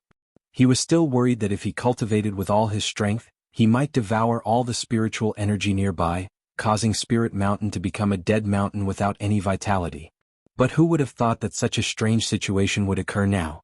Qin stood up from the boulder. In order to confirm the cause, he flew around Spirit Mountain. However, after flying around, he didn't find anything strange. Everything was very natural. It was completely a natural paradise. Could it be this endless stream of spiritual energy was flowing from somewhere else? It sounded a little ridiculous, but after thinking about it carefully, it seemed to make some sense. After all, spiritual energy was like air, flowing at any time. Maybe the spiritual energy here flowed from Taihang Mountain? Unable to find the reason, and not finding any abnormalities, Qin simply threw this question to the back of his mind. Since the spiritual energy here was so rich, he wouldn't be polite. After setting up a spirit gathering array on the mountain peak, Qin began to cultivate with all his strength. This time he didn't restrain himself. He opened his stomach and swallowed like a taotai. In an instant, the wind and clouds surged. Because of the violent surge of spiritual energy, a cloud vortex even appeared in the sky above Spirit Mountain. Qin wanted to see if the spiritual energy here would decrease if he cultivated with all his strength. Time flew by. When the sun came out from the clouds in the east, Qin slowly opened his eyes. Under his hard work, the spiritual energy here had decreased by a large amount as he wished.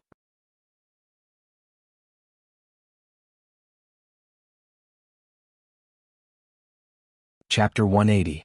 Perhaps because of the home field advantage, the 2 brothers completely became the little guy's followers. When they woke up, Qin had just finished helping them wash up, and the 2 brothers rushed into the west wing. The little guy was already sitting on the chair and eating breakfast. When he saw them rushing in, he held up a steamed bun and smiled at them. Time for breakfast. Children don't know what is polite, so they rushed over as soon as they entered the door.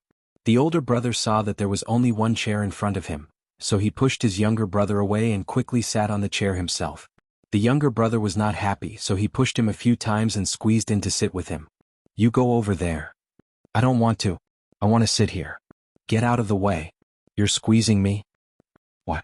This is not your chair." Qin Ruoying looked at the 2 brothers and then got up to give the seat to the younger brother, which stopped their first quarrel of the day. This was the bad thing about twins, they always wanted to win or lose. Qin Ruoying was serving the 3 little guys, but Qin suddenly received a call from Gu Lao. The old man was delayed by something, so he would not be back until the afternoon. Although he believed that Qin would not treat the 2 brothers badly, out of concern for his grandson, Gu Lao talked with Qin for a while, and then euphemistically expressed that he wanted to talk to the two brothers. Hearing this, She turned on the speaker and put the phone in front of the two brothers. The two brothers, one after another, related in a little while what they had done on the previous day.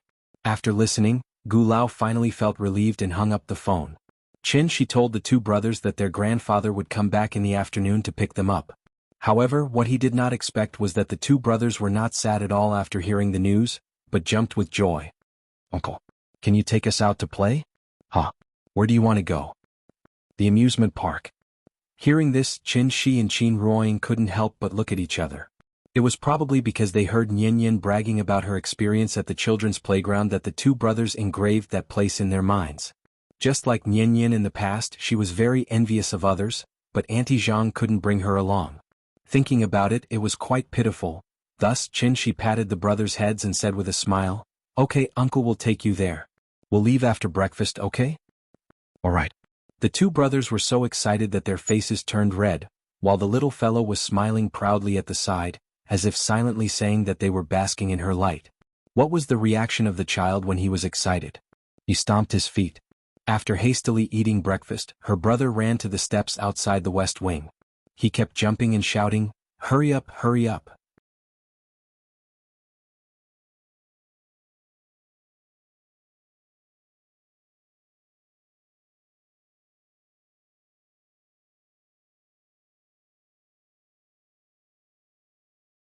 Chapter 181.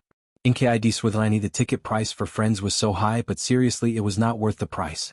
Especially for people like Shi who could only take a few photos all year round, this place was not as entertaining as the Children's Experience Center that he took the little guy to last time. There were only a few main amusement facilities here. Brown Bear's rock climbing wall, Coney Rabbit's spider tower, Edward's slide, Leo the Frog's trampoline, Steamed Bun Man's sky net, as well as a pink ocean pool and some scattered small toys. The biggest selling point was not the children's entertainment facilities at all, but the decoration design style. The background was white, giving people a clean and bright feeling, and there were giant dolls everywhere. Once people walked in, they would feel like they were in a fantasy world. Therefore, it became a selfie mecca for online celebrities to show off their love. The designer probably targeted the parents, not the children themselves. That was why it was so popular. Of course, this did not mean that this place was useless. After all, these entertainment facilities were still very attractive to children. The children's paradise was divided into two levels. The upper level was a hollow climbing net with a rotating slide in the middle. Perhaps because there were so many people, the voices of the three little guys were particularly loud, attracting a lot of attention as soon as they came in. The weekend ticket was 200 yuan more expensive than the weekday ticket, so there were fewer people. The three little guys walked into the children's paradise. As soon as they saw the climbing net leading to the second floor, the older brother immediately shouted, "I want the slide." His words were like a spark thrown into a barrel of explosives, instantly igniting the little guy and the younger brother. The three little fellows rushed towards the climbing net almost as if they were trying to outdo each other. They had to compete to see who could climb faster, and who fell behind was a puppy. The parents could only wait below, so the couple sat by the ocean pool and quietly watched the three little guys play. There were many people who came here to take photos, and there was even an internet celebrity lying in the ocean pool and doing a live broadcast. Perhaps affected by the surrounding atmosphere, Shi asked Qin Ruoying to take out her mobile phone. The two of them also planned to join in the fun and take a selfie. Just as the two of them leaned together to take selfies with their mobile phones, a little girl holding a DSLR carefully approached them. "Hello, I'm a student from Peking University's photography department. Can I take a picture for you?" The little girl's name was Sun Yuan. Her name was round, but she was actually a skinny little girl who was less than 1.6 meters tall. In terms of age, she was about the same age as Qiao Yuan, so she seemed a little shy. After saying this to Qin Ruoying, Sun Yuan held the SLR camera and stood in front of the couple with a nervous expression. Qin Ruoying glanced at her and did not answer immediately. Instead, she turned to look at Shi. After the couple communicated silently, Shi nodded with a smile and said, "Then I'll have to trouble you." "Thank you." Hearing Shi's reply, Sun Yuan couldn't help but nod excitedly, then took a few steps back with the camera. Shi didn't know much about photography. He thought that professionals like them would have a lot to pay attention to, so he asked politely, "What do you want us to do? Do you want us to pose in any way?" "It's natural to shoot portraits. You can be more casual, just like when you took the selfie just now. Sun Yuanyuan knelt on the ground with one knee, holding the lens with one hand and the camera with the other. She was clearly in the zone, so her speech was much clearer and more fluent than before. That's all? Yes, that's all. You can be more casual and do whatever you want. The couple sat side by the ocean pool. Qin Ruoying thought for a while, then gently leaned her head on Qinshi's shoulder, and Qinshi naturally held her hand. They didn't look at the camera but stared at each other, and in less than a second they were in the zone. It was a common look between lovers. Seeing this, Sun Yuanyuan was excited on the spot. Click, click, click. After pressing the shutter several times, she stood up again with the camera. Sun Yuanyuan looked at the photos and her face was full of excitement. Judging from her expression, she seemed to be very satisfied with these photos. Take a look. Are you satisfied? The photo rights belonged to the couple, so she immediately took the camera and handed it to them. It's okay, I like it. Qin Ruoying smiled and nodded. Hearing this, Sun Yuanyuan couldn't help but clench her fists in excitement. She said excitedly, "Can I add you on WeChat? I'll send the photos to you after I export them." Qin Ruoying didn't have WeChat, so Qinshi said with a smile, "Add me." Okay. After exchanging WeChat with Qinshi, Sun Yuanyuan didn't leave, but kept looking at the photos with the camera. The more she looked at the photos, the more she liked them. Sun Yuanyuan held the camera for a long time. After seeing that the couple didn't leave, she carefully leaned over and asked with a complicated expression, "I think this photo is very good. There's a photography competition next year, can I take it to participate?" Participate? Hearing this, Qinshi suddenly frowned. When Sun Yuanyuan saw his expression, she immediately waved her hand and said anxiously, "It's okay if you can't, I'll take it back and keep it. I promise I won't show it to anyone. I promise." Some people didn't like their photos to be circulated outside, so the little girl was afraid of causing Qinshi's disgust. If Qinshi asked her to delete the photos, it would be a tragedy. Qin Ruoying saw the little girl's timid look, so she smiled and said, "I'm fine with it." Then she turned her head and looked at Qinshi. When Qinshi made eye contact with her, he suddenly shook his head and laughed. Since his wife said so, what else could he not do? It wasn't that he was ashamed, he just didn't want his photos to be circulated around. Since he was going to participate in a photography competition, a lot of people would definitely see the photos of him and his wife. When Qinshi thought about how people would judge the photos of him and his wife, he always felt a little strange. However, since Qin Ruoying agreed, he obviously wouldn't refuse, so he nodded and smiled, "No problem." Thank you. Thank you." The little girl thanked the couple profusely. After saying goodbye to them, she ran away like a thief who had stolen some treasure. The so-called portrait photography was to take the most inadvertently moving picture of you. Just like Xiao Quan, a simple black and white photo was enough to amaze time. People who looked at the photo 20 years later couldn't help but palpitate. Sun Yuanyuan knew that she had taken a good photo.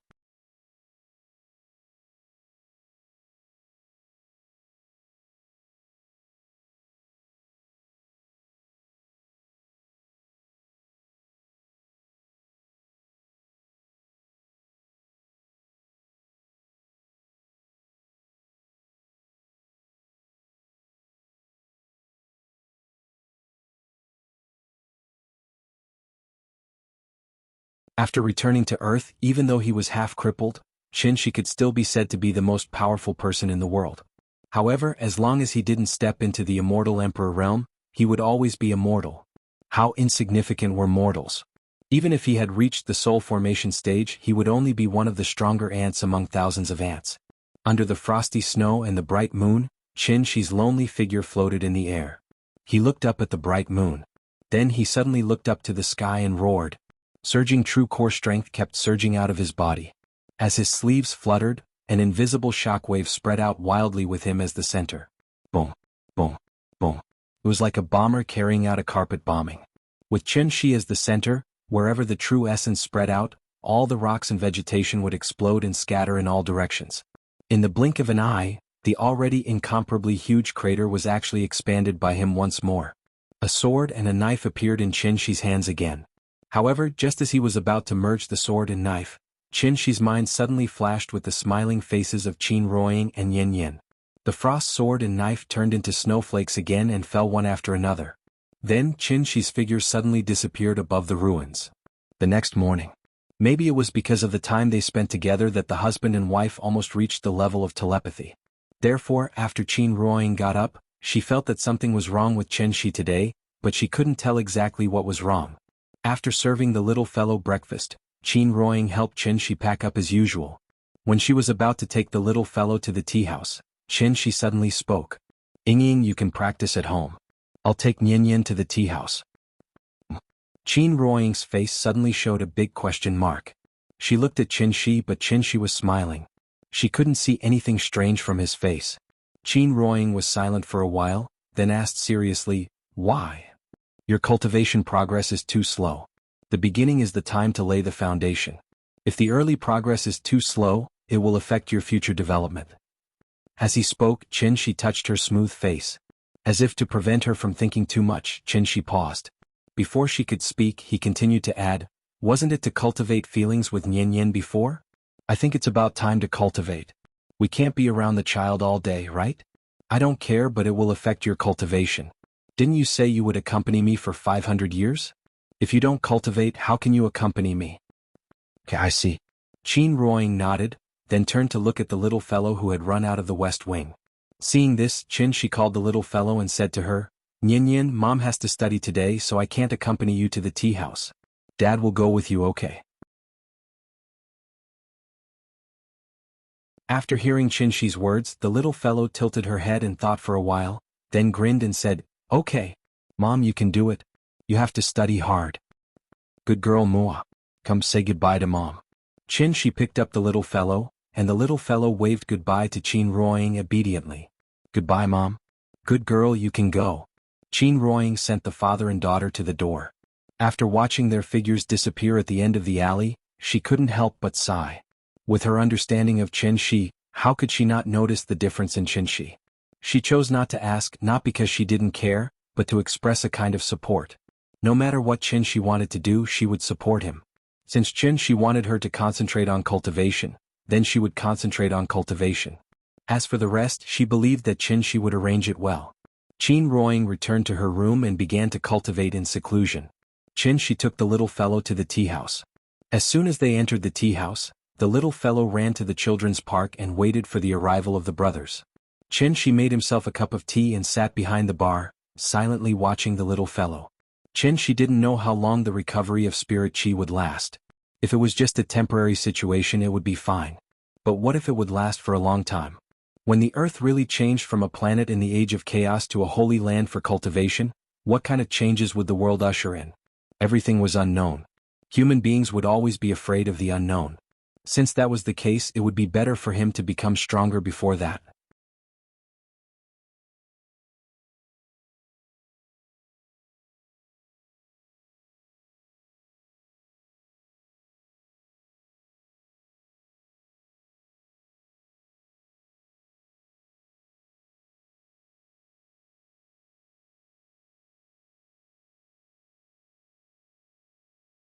Chapter 185. For the next few days, Chen Shi would bring the little girl to the tea house to date with the brothers every day. Qin Ruoying, on the other hand, was cultivating hard at home. Out of the 24 hours in a day, she really did cultivate for 20 hours. Cultivation was a boring thing to begin with.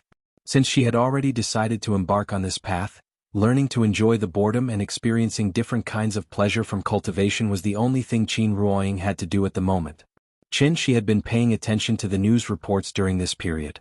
In addition, he was also constantly paying attention to the headlines, Weibo, public accounts, and other media platforms. Things were different now. With the arrival of the mobile internet era, even the old man selling pancakes on the street learned to use QR codes to collect money. If there was a phenomenon of heaven and earth, it would inevitably cause a big social sensation. Even if the government deliberately blocked it, there would always be some gossip circulating on the internet. But to Chen Shi's surprise, a few days had passed, and he couldn't find any news about the supernatural phenomenon of the desert turning into an oasis on the internet. With his sister-in-law's personality, he basically ruled out the possibility that she would joke with Chen Shi. Since he couldn't see it on the internet, it was either blocked by the government immediately, or because that place was so remote that not many people knew about it.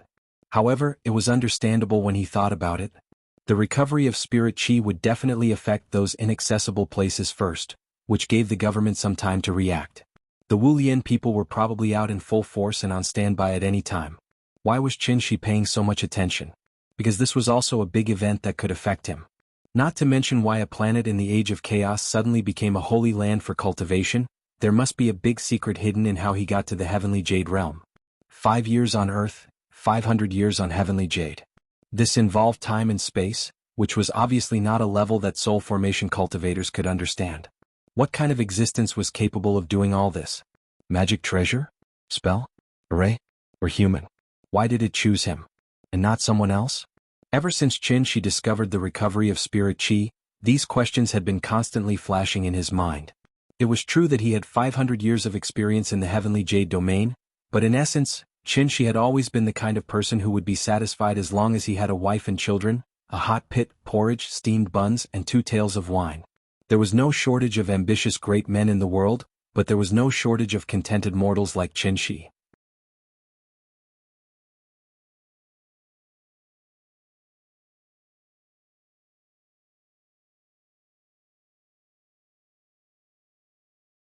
Qin Shi did not know if he was thick-skinned or not, but in short he completely ignored his father-in-law and focused all his attention on Qin Ruoying. At this moment he only had eyes for her. After gazing at the lover in front of him affectionately, the love in Qin Shi's heart suddenly gushed out like spring water. He turned around and faced the mountains. Looking inside and outside the Great Wall, there was only luxuriance. Qin Shi suddenly waved his hand and motioned for Qin Ruoying to come to his side. Qin Ruoying stood beside him and glanced at the barren mountains below. She suddenly had some doubts. What was there to see in this place? At this moment Qin Shi suddenly shouted at the mountains in front of him, "Ying, deep feelings are not as good as long-term companionship. There is no need to say more about love. Today I will let Qin Shan wear red makeup for you." As soon as his voice fell, Qin Shi suddenly stepped on the ground. The true essence that he had accumulated for 500 years burst out in an instant, crazily gushing out from his body, suddenly shaking the whole mountain range. With Qin Shi as the center, the invisible true essence continued to spread out. In an instant, it was as if the god of spring had issued an edict. Wherever the true essence reached, flowers and trees bloomed. But the most abundant thing here was not flowers but maple trees. On the snow-covered mountains, countless bare tree trunks suddenly sprouted, and new leaves grew at a speed visible to the naked eye. Like a landscape painting that had been splashed with paint, the barren mountains in front of them were instantly dyed green. Following that, the green turned to yellow, then red, until the forest was dyed with layers of green and gold. You're tuning in to the Han Li's Wuxia Chronicles YouTube channel. We're so grateful for your support, and don't forget to subscribe to join us on this incredible journey through captivating stories. Your generosity through donations truly makes a world of difference, as it's the primary source of revenue that allows me to expand and enhance this channel for you. Thank you from the bottom of my heart for being a part of this adventure.